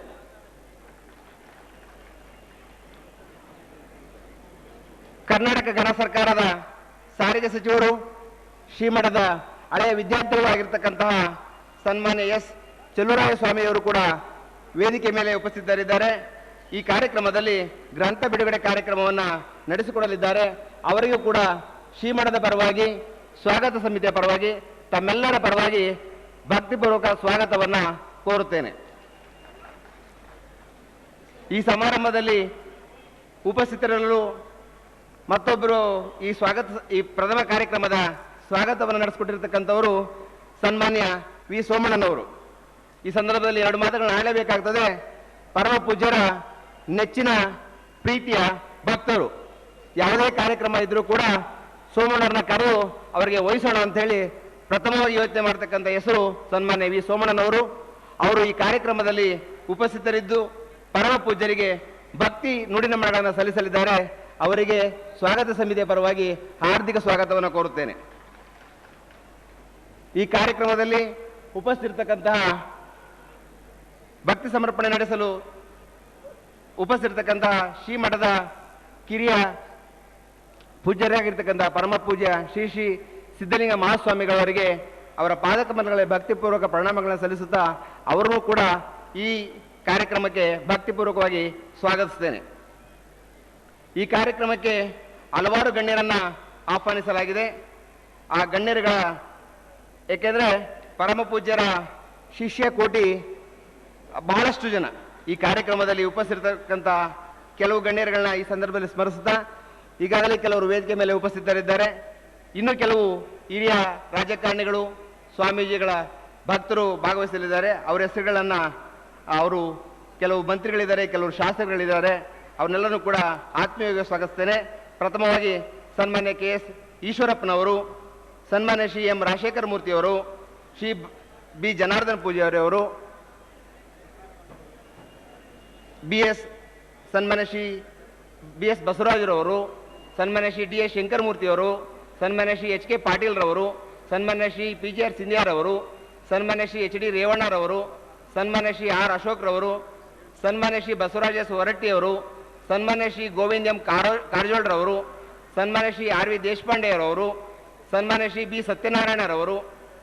ಈ ಕಾರ್ಯಕ್ರಮಕ್ಕೆ ವಿಶೇಷ ಆಹ್ವಾನಿತವಾಗಿ ಬಂದಿರತಕ್ಕಂಥ ತುಮಕೂರು ಜಿಲ್ಲೆಯ ಎಲ್ಲ ಶಾಸಕರಾಗಿರ್ತಕ್ಕಂಥ ಸನ್ಮಾನ್ಯ ಡಾಕ್ಟರ್ G ಪರಮೇಶ್ವರ್ ಅವರು, ಸನ್ಮಾನ್ಯ ಶ್ರೀ H ನಿಂಗಪ್ಪನವರು, ಸನ್ಮಾನ್ಯ ಶ್ರೀ JC ಮಾಧುಸ್ವಾಮಿಯರವರು, ಸನ್ಮಾನ್ಯ ಶ್ರೀ D ನಾಗರಾಜಯ್ಯನವರು, ಸನ್ಮಾನ್ಯ ಶ್ರೀ KN ರಾಜಣ್ಣವರು, ಸನ್ಮಾನ್ಯ ಶ್ರೀ B ನಂಜಾಮರಿಯವರು, ಸನ್ಮಾನ್ಯ ಶ್ರೀ B ಚಿದಾನಂದರವರು, ಸನ್ಮಾನ್ಯ ಶ್ರೀ ಮಹಿಮಾ J ಪಟೇಲ್ರವರು, ಸನ್ಮಾನ್ಯ ಶ್ರೀ VS ಉಗ್ರಪ್ಪನವರು, ಸನ್ಮಾನ್ಯ ಶ್ರೀ MT ಕೃಷ್ಣಪ್ಪನವರು, ಸನ್ಮಾನ್ಯ ಶ್ರೀ KM ತಿಮ್ಮರಾಯಪ್ಪನವರು, ಸನ್ಮಾನ್ಯ ಶ್ರೀ SR ಶ್ರೀನಿವಾಸರವರು, ಸನ್ಮಾನ್ಯ ಶ್ರೀ KS ಕಿರಣ್ ಕುಮಾರ್ ಅವರು, ಸನ್ಮಾನ್ಯ ಶ್ರೀ HS ಶಿವಶಂಕರ್ ಅವರವರು, ಸನ್ಮಾನ್ಯ ಶ್ರೀ B ರಘುನಾಥ್ ರವರು, ಸನ್ಮಾನ್ಯ ಶ್ರೀ KK ಸುರಾಜಾಬಾಯಿ ಅವರು. ಇವರೆಲ್ಲರೂ ಕೂಡ ಈ ಕಾರ್ಯಕ್ರಮಕ್ಕೆ ಆಗಮಿಸಿದ್ದಾರೆ. ಅವರೆಲ್ಲರಿಗೂ ಕೂಡ ಭಕ್ತ ಸಮುದಾಯದ ಪರವಾಗಿ ಹಾರ್ದಿಕ ಸ್ವಾಗತವನ್ನು ಕೋರುತ್ತೇನೆ. ಪರಮ ಪೂಜ್ಯರ ಗುರುವಂದನಾ ಕಾರ್ಯಕ್ರಮ ಪ್ರಾರಂಭವಾದ ದಿನಗಳಿಂದ ಈ ಕಲೆ, ಸಂಸ್ಕೃತಿ ಮತ್ತು ಈ ನಾಡು ನುಡಿಗೆ ಸೇವೆ ಸಲ್ಲಿಸತಕ್ಕಂತಹ ಗಣ್ಯ ವ್ಯಕ್ತಿಗಳನ್ನ ಸ್ಮರಿಸ್ತಕ್ಕಂಥ ಕಾರ್ಯಕ್ರಮವನ್ನು ಶ್ರೀಮಠ ಮಾಡ್ತಾ ಬರ್ತಾ ಇದೆ.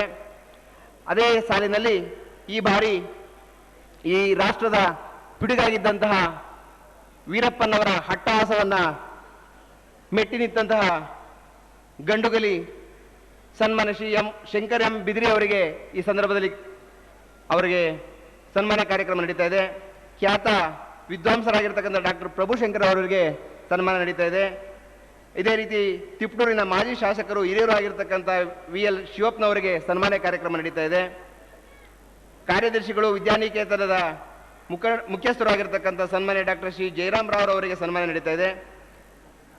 ಆನೇಕಲ್ ತಾಲೂಕಿನ ಮುಖಂಡರಾಗಿರ್ತಕ್ಕಂಥ ಶ್ರೀ ಬಿಡ್ಡಾರೆಡ್ಡಿ ಅವರಿಗೆ ಸನ್ಮಾನ ಕಾರ್ಯಕ್ರಮ ನಡೀತಾ ಇದೆ. ಬೆಂಗಳೂರಿನ ಕಾಂಟ್ರಾಕ್ಟರ್ ಆಗಿರ್ತಕ್ಕಂಥ D ರೇವಣ್ ಸಿದ್ದೇವರಿಗೆ ಅವರಿಗೆ ಸನ್ಮಾನ ಕಾರ್ಯಕ್ರಮ ನಡೀತಾ ಇದೆ. ಈ ಗಣ್ಯರು ನಾಡಿಗೆ ಸಲ್ಲಿಸಿರ್ತಕ್ಕಂಥ ಸೇವೆಯನ್ನ ಸ್ಮರಿಸುವ ದೃಷ್ಟಿಯಲ್ಲಿ ಈ ಕಾರ್ಯಕ್ರಮ ನಡೀತಾ ಇದೆ. ಅವರೆಲ್ಲರಿಗೂ ಕೂಡ ಶ್ರೀಮಠದ ಪರವಾಗಿ ಹಾಗೂ ಭಕ್ತ ಸಮುದಾಯದ ಪರವಾಗಿ ಹಾರ್ದಿಕ ಸ್ವಾಗತವನ್ನು ಕೋರುತ್ತೇನೆ. ಇದೇ ಸಂದರ್ಭದಲ್ಲಿ ಪ್ಲೇಟೋ ಒಂದು ಕಡೆ ಹೇಳ್ತಾನೆ, thank god I am fortunate that I had been born when Socrates was alive. ಓ ದೇವರೇ, ನಾನು ಧನ್ಯ, ಕಾರಣ ಸಾಕ್ರೆಟಿಸ್ ಇದ್ದಂಥ ಸಂದರ್ಭದಲ್ಲಿ ನನಗೆ ಜನ್ಮ ಕೊಟ್ಟಿದೀಯಾ ಅಂತೇಳಿ. ಅದೇ ರೀತಿ ಇಲ್ಲಿ ನೆರೆದಿರತಕ್ಕಂಥ ಅಸಂಖ್ಯಾತ ಭಕ್ತರುಗಳು ನಾವೆಲ್ಲರೂ ಇಂದು ಧನ್ಯರು. ಕಾರಣವಾದರೂ ಇಷ್ಟೇ, ಪರಮ ಪೂಜ್ಯರ ಜೀವನದ ಈ ಸಂದರ್ಭದಲ್ಲಿ ಅವರು ಈ ನಾಡು ನುಡಿಗೆ ಸಲ್ಲಿಸ್ತಾ ಇರತಕ್ಕಂಥ ಈ ಸೇವೆಯ ಸಂದರ್ಭದಲ್ಲಿ ನಾವೆಲ್ಲರೂ ಕೂಡ ಜನ್ಮಿಸಿದ್ದೇವೆ ಅಂತ ಹೇಳಿ ಆ ಭಾವನೆಯ ಭಕ್ತಿಗಳನ್ನು ಅರ್ಪಿಸಲು ತಾವೆಲ್ಲರೂ ಕೂಡ ಇಲ್ಲಿಗೆ ಆಗಮಿಸಿದ್ದೀರಾ. ತಮಗೆಲ್ಲರಿಗೂ ಕೂಡ ಭಕ್ತಿಪೂರ್ವಕ ಆದರದ ಸ್ವಾಗತವನ್ನು ಕೋರುತ್ತಾ ಇದೇ ಸಂದರ್ಭದಲ್ಲಿ ಆಗಮಿಸಿರ್ತಕ್ಕಂಥ ಎಲ್ಲ ತಂದೆ ತಾಯಿಗಳಿಗೆ, ಪರಮ ಪೂಜ್ಯರುಗಳಿಗೆ, ಮಾಧ್ಯಮದ ಮುಖ್ಯಸ್ಥರುಗಳಿಗೆ ಹಾಗೂ ಎಲ್ಲ ಸರ್ಕಾರಿ ಸಿಬ್ಬಂದಿ ವರ್ಗದವರಿಗೆ ಆರ್ಥಿಕ ಸ್ವಾಗತವನ್ನು ಕೋರುತ್ತಾ ನನ್ನ ಸ್ವಾಗತ ಭಾಷಣವನ್ನು ಮುಗಿಸ್ತಾ ಇದ್ದೇನೆ. ಎಲ್ಲರಿಗೂ ನಮಸ್ಕಾರ. ಇದೀಗ ತಾನೇ ಸಭೆಗೆ ಆಗಮಿಸಿದಂಥ ಸನ್ಮಾನ್ಯ ಮಾಜಿ ಉಪಮುಖ್ಯಮಂತ್ರಿಗಳಾದಂಥ ಸನ್ಮಾನ್ಯ MP ಪ್ರಕಾಶ್ ಅವರಿಗೆ ಹಾಗೂ ಎಲ್ಲ ಬಂಧುಗಳಿಗೆ, ಅಮರೇಶ್ ಗೌಡ ಪಾಟೀಲ್ ಅವರಿಗೆ ತುಂಬ ಹೃದಯದ ಸ್ವಾಗತವನ್ನು ಬಯಸ್ತಾ, ಬಂಧುಗಳೇ, ಮುಂದಿನ ಕಾರ್ಯಕ್ರಮಕ್ಕೆ ನಾವು ಹೆಜ್ಜೆ ಇಡ್ತಾ ಇದ್ದೀವಿ ತಮ್ಮೆಲ್ಲರ ಅನುಮತಿಯ ಮೇರೆಗೆ. ಮೊಟ್ಟ ಮೊದಲನೇದಾಗಿ ಅನಿವಾರ್ಯ ಕಾರಣಗಳಿಂದ ತುರ್ತು ಸಂದರ್ಭದಲ್ಲಿ ಬೇರೊಂದು ಕಾರ್ಯಕ್ರಮದಲ್ಲಿ ಭಾಗವಹಿಸಬೇಕಾಗಿರೋದ್ರಿಂದ ಶ್ರೀಮಠದ ಹಳೆಯ ವಿದ್ಯಾರ್ಥಿಗಳಾದಂಥ ಈಗ ಸಚಿವರಾಗಿರ್ತಕ್ಕಂಥ ಸನ್ಮಾನ್ಯ ಶ್ರೀ ಚಲುವರಾಯ ಸ್ವಾಮಿಯವರು ಈ ಸಮಾರಂಭವನ್ನು ಉದ್ದೇಶಿಸಿ ತಮ್ಮ ನುಡಿನಮವನ್ನು ಸಲ್ಲಿಸಿ ತಾವು ನಿರ್ಗಮಿಸಬೇಕು ಅನ್ನತಕ್ಕಂಥ ಆಶಯವನ್ನು ವ್ಯಕ್ತಪಡಿಸಿದ್ದಾರೆ. ಈಗ ಸಚಿವರಾಗಿರ್ತಕ್ಕಂಥ ಚಲುವರಾಯ ಸ್ವಾಮಿಯವರಿಂದ ಮಾತುಗಳು. ಪ್ರಥಮವಾಗಿ ಡಾಕ್ಟರ್ ಶ್ರೀ ಶ್ರೀ ಶಿವಕುಮಾರ ಮಹಾಸ್ವಾಮಿಗಳ ಪಾದಗಳಲ್ಲಿ ನನ್ನ ನಮನವನ್ನು ಸಲ್ಲಿಸ್ತಾ, ಹಾಗೆ ದಿವ್ಯ ಸಾನ್ನಿಧ್ಯವನ್ನು ವಹಿಸಿರ್ತಕ್ಕಂಥ ಪರಮ ಪೂಜ್ಯ ಜಗದ್ಗುರು ಶ್ರೀ ಶ್ರೀ ಶಿವರಾತ್ರಿ ದೇಶಿಕೇಂದ್ರ ಮಹಾಸ್ವಾಮಿಗಳ ಪಾದಗಳಲ್ಲಿ ನನ್ನ ನಮನವನ್ನು ಸಲ್ಲಿಸಿ, ಈ 99ನೇ ಜನ್ಮೋತ್ಸವದ ಮತ್ತು ಗುರುವಂದನಾ ಕಾರ್ಯಕ್ರಮದಲ್ಲಿ ಭಾಗವಹಿಸಿರ್ತಕ್ಕಂಥ ಕೇಂದ್ರ ಸರ್ಕಾರದ ಸಚಿವರು, ಹಿರಿಯರು, ಪೂಜ್ಯರು ಆದಂಥ ರಾಜಶೇಖರನ್ ನಮ್ಮ ನಾಯಕರು, ಮಾಜಿ ಉಪಮುಖ್ಯಮಂತ್ರಿಗಳು, ನಮ್ಮ ರಾಜ್ಯ ಘಟಕದ ಅಧ್ಯಕ್ಷರು ಆದಂಥ MP ಪ್ರಕಾಶ್ ಅವರೇ, ನನ್ನ ಆತ್ಮೀಯರು, ಹಿರಿಯರು, ಶಾಸಕರು ಆದಂಥ ಸೋಮಣ್ಣವರೇ, ಮತ್ತೊಬ್ಬ ನಮ್ಮ ಮುಖಂಡರು, ಜಿಲ್ಲಾ ಉಸ್ತುವಾರಿ ಸಚಿವರು ಮತ್ತು ಫಾರೆಸ್ಟ್ ಸಚಿವರು ಆದಂಥ ಚೆನ್ನಿಂಗಪ್ಪನವರೇ, ಕೃಷ್ಣಮೂರ್ತಿಯವರೇ, ಮಾಜಿ ಸಚಿವರಾದಂಥ ಬಯ್ಯಾಪುರವರೇ, ಮಾಜಿ ಲೋಕಸಭಾ ಸದಸ್ಯರಾದ ಬಸವರಾಜ್ ಅವರೇ, ವೇದಿಕೆ ಮೇಲಿರ್ತಕ್ಕಂಥ ಎಲ್ಲ ಗಣ್ಯರೇ, ಮಾಧ್ಯಮ ಸ್ನೇಹಿತರೆ, ಆಗಿರ್ತಕ್ಕಂಥ ಶ್ರೀ ಕ್ಷೇತ್ರದ ಅಭಿಮಾನಿಗಳು, ಇದು ಒಂದು ಪುಣ್ಯದ ದಿನ. ಅದರಲ್ಲೂ ನನಗೆ ಸಿಕ್ಕಿರ್ತಕ್ಕಂಥ ಈ ಅವಕಾಶ ಇದು ಒಂದು ರೀತಿ ಭಾಗ್ಯನೇ. ಈ ಕ್ಷೇತ್ರದ ಒಬ್ಬ ವಿದ್ಯಾರ್ಥಿಯಾಗಿ, ಗುರುಗಳ ಶಿಷ್ಯನಾಗಿ, ಭಕ್ತನಾಗಿ, ಅವರ 99ನೇ ಜಯಂತ್ಯೋತ್ಸವದ ಸಂದರ್ಭದಲ್ಲಿ ನಾನು ಈ ರಾಜ್ಯದ ಮಂತ್ರಿಯಾಗಿ ಈ ವೇದಿಕೆ ಮೇಲೆ ನಿಲ್ತಕ್ಕಂಥ ಒಂದು ಭಾಗ್ಯ ಆ ಗುರುಗಳ ಕೃಪೆ, ಅವರ ಆಶೀರ್ವಾದನೆ ಅನ್ನೋದನ್ನು ಈ ಸಂದರ್ಭದಲ್ಲಿ ಹೇಳಿ. ಈಗ ತಾನೇ ರಾಷ್ಟ್ರದ ಪ್ರಥಮ ಪ್ರಜೆ ರಾಷ್ಟ್ರಪತಿಗಳು ಇವತ್ತು ಗುರುಗಳ 99ನೇ ಜೀವನೋತ್ಸವವನ್ನು ಉದ್ಘಾಟನೆ ಮಾಡಿ, ಅದೇ ಸಂದರ್ಭದಲ್ಲಿ ನಾವೆಲ್ಲರೂ ಸಂತೋಷ ಪಡ್ತಕ್ಕಂಥ, ಇಡೀ ರಾಜ್ಯದ ಜನರೇ ಖುಷಿ ಪಡ್ತಕ್ಕಂಥ, ಹೆಮ್ಮೆ ಪಡ್ತಕ್ಕಂಥ ಒಂದು ವಿಚಾರವನ್ನು ಮಾನ್ಯ ಮುಖ್ಯಮಂತ್ರಿಗಳು, ಉಪಮುಖ್ಯಮಂತ್ರಿಗಳು ಮುಂದಿನ 100ನೇ ಜಯಂತ್ಯೋತ್ಸವವನ್ನು ಸರ್ಕಾರದ ವತಿಯಿಂದ ಆಚರಣೆ ಮಾಡ್ತಕ್ಕಂಥದ್ದು ಮತ್ತು ಭಾರತ ರತ್ನ ಪ್ರಶಸ್ತಿಯನ್ನು ಕೊಡಲಿಕ್ಕೆ ಕೇಂದ್ರ ಸರ್ಕಾರಕ್ಕೆ ಒತ್ತಾಯ ಮಾಡ್ತಕ್ಕಂಥದ್ದು, ಇವೆರಡೂ ತೀರ್ಮಾನವನ್ನು ತಗೊಂಡಿರ್ತಕ್ಕಂಥದ್ದು ಇಡೀ ರಾಜ್ಯದ 5 ಕೋಟಿ ಜನ ಮೆಚ್ಚತಕ್ಕಂಥ ಒಂದು ವಿಚಾರವನ್ನು ಈ ದಿನ ನಮ್ಮ ರಾಷ್ಟ್ರಪತಿಯವರ ನೇತೃತ್ವದಲ್ಲಿ ಆಗಿರ್ತಕ್ಕಂಥದ್ದು. ನಾವೆಲ್ಲರೂ ಡಿ ಕುಮಾರಸ್ವಾಮಿ ಮತ್ತು ಉಪಮುಖ್ಯಮಂತ್ರಿ ಯಡಿಯೂರಪ್ಪನವರಿಗೆ ಧನ್ಯವಾದಗಳನ್ನ ಅರ್ಪಿಸಬೇಕಾಗುತ್ತೆ.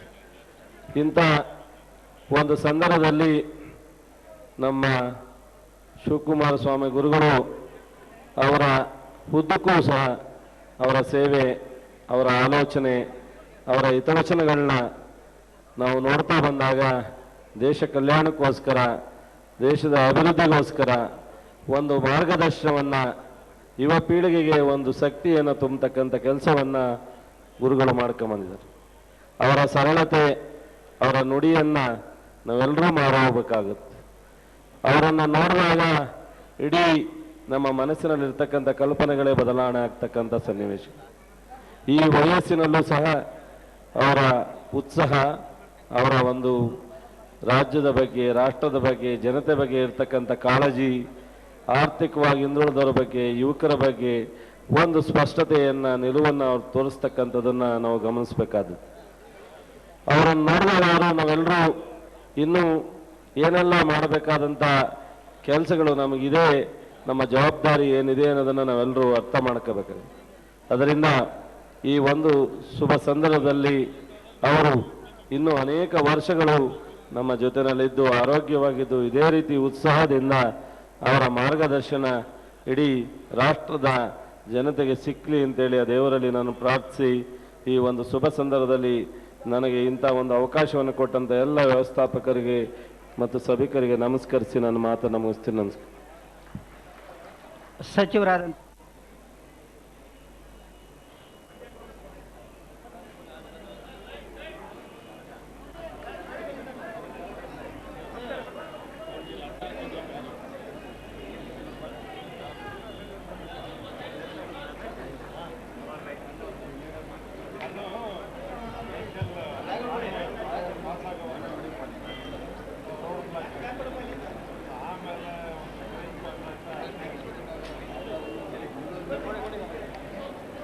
ದಯಮಾಡಿ ಇಲ್ಲಿ ಪಕ್ಕದಲ್ಲಿ ನಿಂತುಕೊಳ್ಬೇಡಿ, ಮುಂದುಗಡೆ ಬಂದುಬಿಡಿ. ಸಾಕಷ್ಟು ನಿಮ್ಮೆಲ್ಲರಿಗೂ ಕೂಡ ವ್ಯವಸ್ಥೆ ಮಾಡಲಾಗಿದೆ. ಅಂತಕ್ಕಂಥ ಪರಮಪೂಜ್ಯ ಮಹಾಸ್ವಾಮೀಜಿಯವರಿಗೆ ನಾಡಿನ ಗಣ್ಯರು ನುಡಿ ನಮನವನ್ನು ಸಲ್ಲಿಸುವುದಕ್ಕೆ ನಾವು ಬೇಡಿದಾಗ ಅವರು ಅತ್ಯಂತ ಪ್ರೀತಿಯಿಂದ ಒಪ್ಪಿ ದಯಮಾಡಿಸಿದ್ದಾರೆ. ಈಗ ನುಡಿ ನಮನವನ್ನು ಸಲ್ಲಿಸುವುದರಲ್ಲಿ ಮೊದಲನೆಯವರಾಗಿ ತುಮಕೂರು ಜಿಲ್ಲೆಯ ಉಸ್ತುವಾರಿ ಸಚಿವರು, ಶ್ರೀಮಠದ ಹಳೆಯ ವಿದ್ಯಾರ್ಥಿಗಳು, ಅನನ್ಯ ಭಕ್ತರು, ಈ ಕಾರ್ಯಕ್ರಮಕ್ಕೆ ಸಾಕಷ್ಟು ಶ್ರಮಿಸಿರ್ತಕ್ಕಂಥವರು ಆಗಿರ್ತಕ್ಕಂಥ ಆತ್ಮೀಯ ಸಚಿವ ಬಂಧುಗಳಾಗಿರ್ತಕ್ಕಂಥ ಶ್ರೀ ಚೆನ್ನಿಗಪ್ಪನವರು, ಅರಣ್ಯ ಸಚಿವರು ಹಾಗೂ ಪರಿಸರ ಸಚಿವರು, ದಯಮಾಡಿ ಅವರು ತಮ್ಮ ನುಡಿನಮವನ್ನು ಸಲ್ಲಿಸಬೇಕು ಅಂತ ನಾನು ಅತ್ಯಂತ ವಿನಯಪೂರ್ವಕವಾಗಿ ಅವರನ್ನು ಪ್ರಾರ್ಥನೆ ಮಾಡ್ತಾ ಇದ್ದೇನೆ.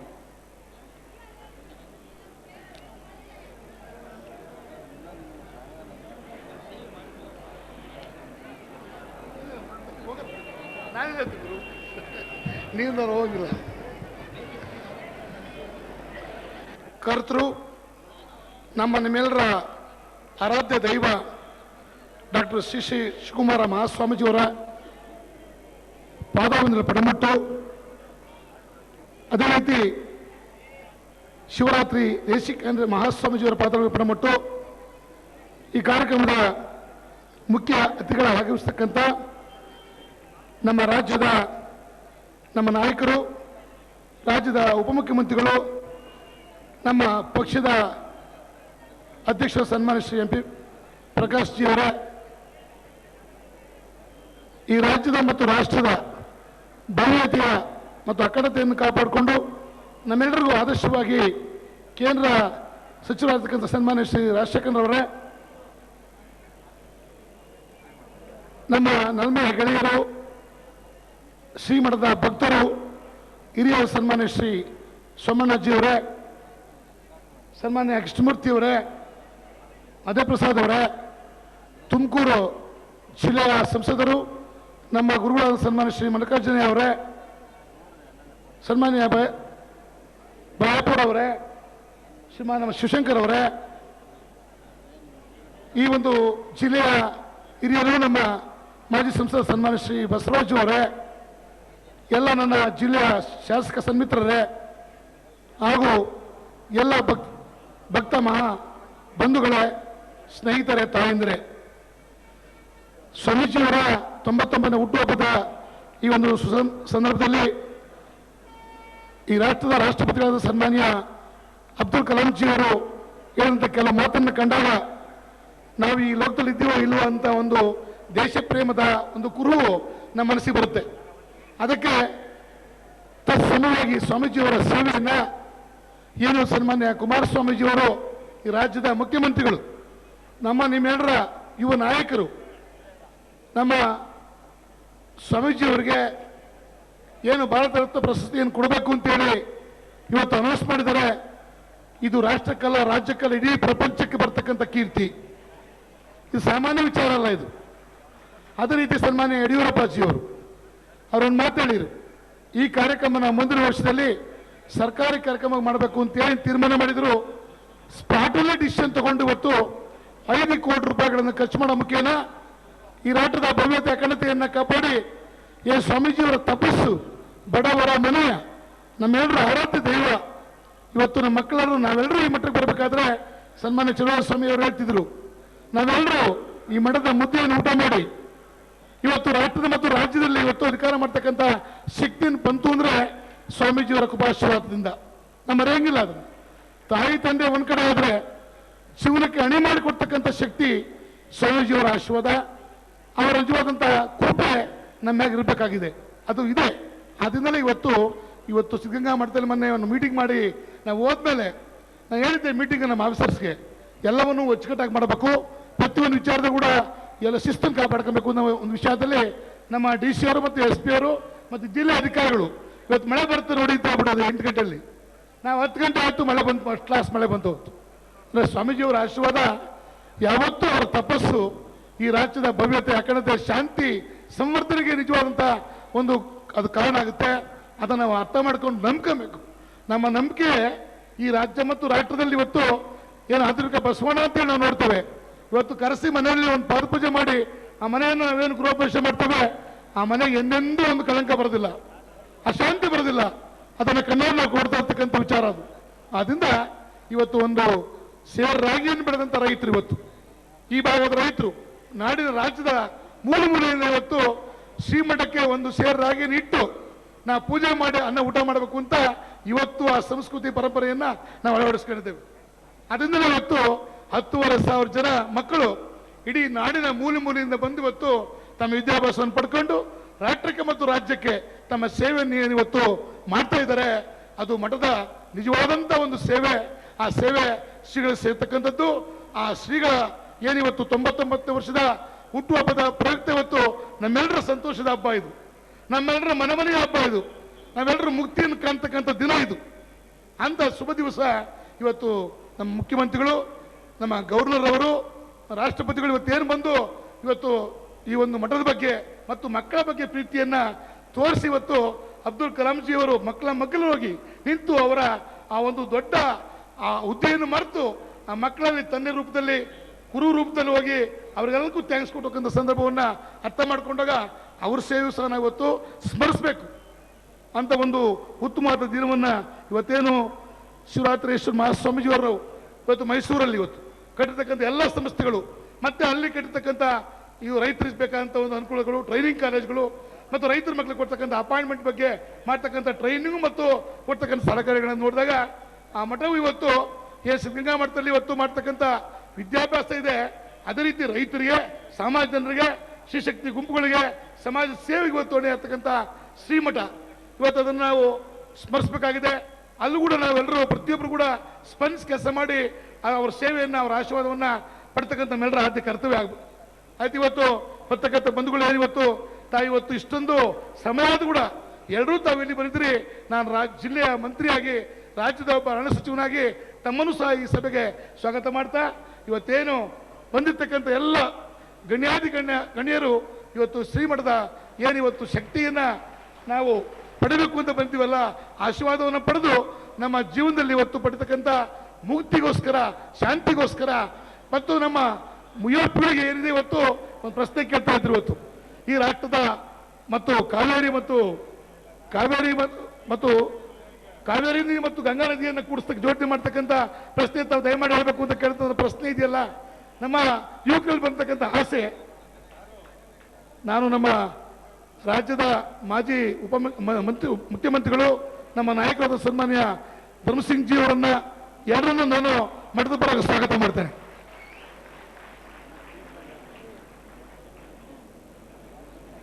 ಪರಮೇಶ್ವರನ್ನ, ಸನ್ಮಾನ್ಯ ನಮ್ಮ ದೇಶಪಾಂಡೆ ಜಿ ಅವರನ್ನ, ಎಲ್ಲರನ್ನ ಮತ್ತೊಮ್ಮೆ ಸ್ವಾಗತ ಮಾಡ್ತಾ, ಇವತ್ತು ಏನಿವತ್ತು ಈ ಒಂದು ಅದ್ಭುತವಾದಂಥ ನಮ್ಮೆಲ್ಲರ ಸಂಸ್ಕೃತಿ ಮತ್ತು ಪರಂಪರೆಯನ್ನು ಉಳಿಸ್ತಕ್ಕಂಥ ಈ ಕಾರ್ಯಕ್ರಮ ಇದೆ. ಈ ಕಾರ್ಯಕ್ರಮವನ್ನು ಯಶಸ್ವಿಗೊಳಿಸ್ಕೋತ್ರ ತಾವೆಲ್ಲರೂ ಏನು ಮಾಡಿದ್ದೀರಿ, ಮುಂದಿನ ವರ್ಷ ಸುಮಾರು ನಾವು 50 ಲಕ್ಷ ಜನ ಸೇರ್ತಕ್ಕಂಥ ಕಾರ್ಯಕ್ರಮ ಆಗಬೇಕು. ಆ ಕಾರ್ಯಕ್ರಮಕ್ಕೆ ಏನೇ ಆಗಲಿ, ಎಷ್ಟೇ ಶ್ರಮ ಇದ್ರೂ ಈ ನಾಡಿನ ಗೌರವವನ್ನು ಕಾಪಾಡ್ತಕ್ಕಂಥ ಕೆಲಸದಲ್ಲಿ ಸ್ವಾಮೀಜಿಯವರ 100 ವರ್ಷದ ಸೇವೆ ನಮಗೆ ಬೇಕು ಅಂತ ಪರಮಾತ್ಮನ ಪ್ರಾರ್ಥನೆ ಮಾಡಿಕೊಂಡು ಮತ್ತೊಮ್ಮೆ ತಮ್ಮೆಲ್ಲರಿಗೂ ಒಂದ್ಸೇಳಿ ಮಾತು ಮುಗಿಸ್ತೇನೆ. ಜೈ ಹಿಂದ್, ಜೈ ಕರ್ನಾಟಕ. ಸಚಿವ ಬಂಧು ಶ್ರೀ ಚೆನ್ನಿಗಪ್ಪನವರಿಗೆ ಧನ್ಯವಾದಗಳನ್ನು ಸಮರ್ಪಿಸುತ್ತಾ ಈಗ ಸಚಿವ ಚೆನ್ನಿಗಪ್ಪನವರು ಪರಮಪೂಜ್ಯ ಮಹಾಸ್ವಾಮೀಜಿಯವರಿಗೆ ತಮ್ಮ ಭಕ್ತಿಯ ಕಾಣಿಕೆಯಾಗಿ ಕಾಣಿಕೆಯನ್ನು ಅರ್ಪಿಸುತ್ತಿದ್ದಾರೆ. ಈ ಕಾರ್ಯಕ್ರಮಕ್ಕೆ ಬಹಳಷ್ಟು ಅವರು ಸಹಕಾರ ನೀಡಿದ್ದಾರೆ, ಶ್ರಮಿಸಿದ್ದಾರೆ ಚೆನ್ನಿಗಪ್ಪನವರು. ಅವರು ಶ್ರೀಮಠದ ಹಳೆಯ ವಿದ್ಯಾರ್ಥಿಗಳು ಕೂಡ. ದಯಮಾಡಿ